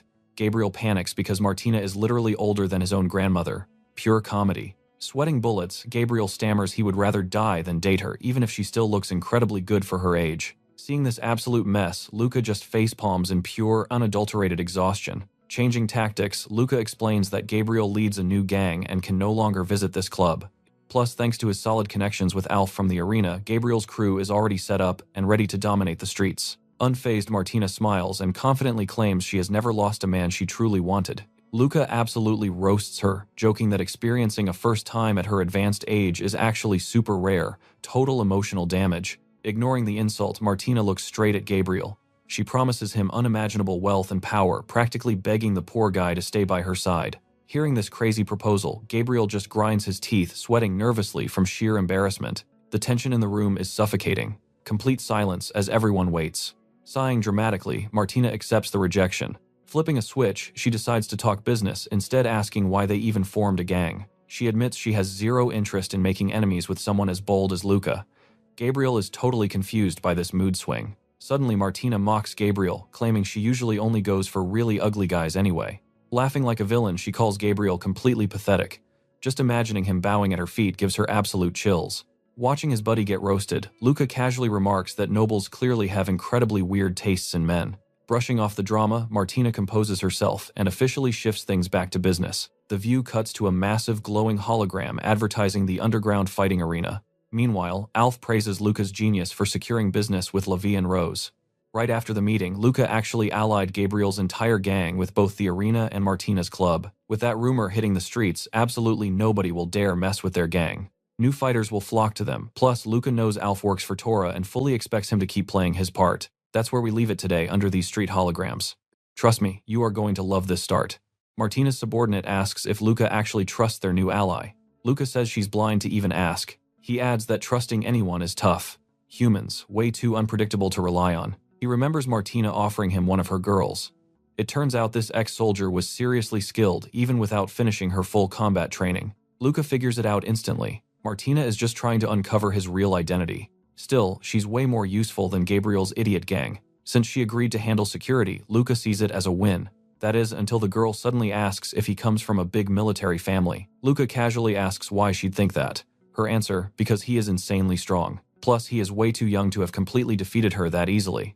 Luca mocks her confidence, but she fires back saying she didn't leave because she was weak. Actually, she was the top student in her entire battalion. So why did she leave? She shuts him down fast. They are definitely not close enough to share heavy personal secrets yet. He drops the subject right there. Even so, she totally insists on escorting him all the way. Right before parting ways, she teases him. She claims he isn't actually stronger than her, gives a super formal goodbye, and leaves. He just watches her walk away. Standing alone in a dark alley, Luca remembers Ken's advice. Check Tora's books for companies, starting with letter B. He is certain this will help trace Noel, an alias he strongly suspects Kinyuan uses. But staring at the data, Luca finds out every single company closed down years ago. He realizes fast that he needs better info. This current system is absolutely packed with fake data. Watch closely because things get serious here. The only real option is accessing the Imperial data system. Knowing the massive cost, he makes the call anyway. The second it connects, a smooth voice greets him, noting that he's been extremely busy lately. Nicholas suggests skipping the small talk. Luca asks for Imperial database access. Denied. So he pivots and asks him to investigate those closed companies instead. Nicholas asks if this little favor will boost Luca's family reputation. Luca quickly confirms it, hearing that Nicholas agrees to help out and asks for the list. He promises results in 2 hours, adding that brothers should help each other. Hanging up, Luca feels absolute disgust at his fake brotherly vibe. Whatever the price of this favor is, he ignores it. Right now, completing his mission is the only priority. Taking a breath, Luca thinks about the crazy amount of alliances he has formed. Alfken, Noma Gabriel's gang, and Levi on Rose.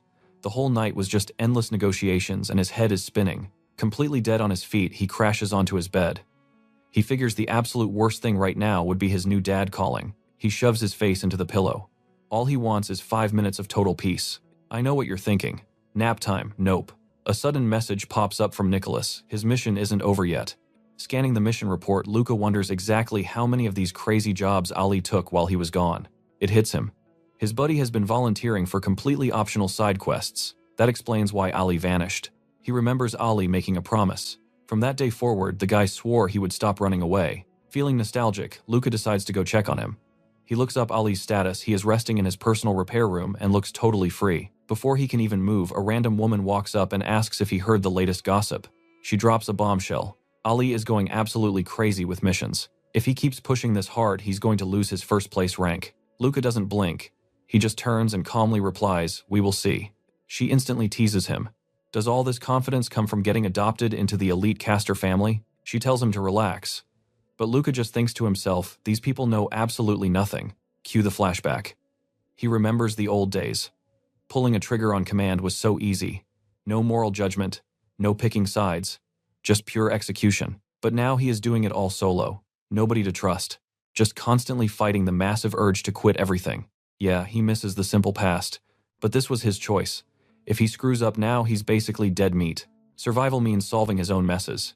He needs to reach the absolute peak, becoming a legend like Kinuan or Hylas. Catching his dark look, the woman quickly apologizes. She admits she was just worried since he had been completely missing. He smoothly brushes it off. This is his new power now, the crazy strength and prestige he always wanted. He adds that climbing the ranks takes tiny steps, at least until the nobles start paying real attention.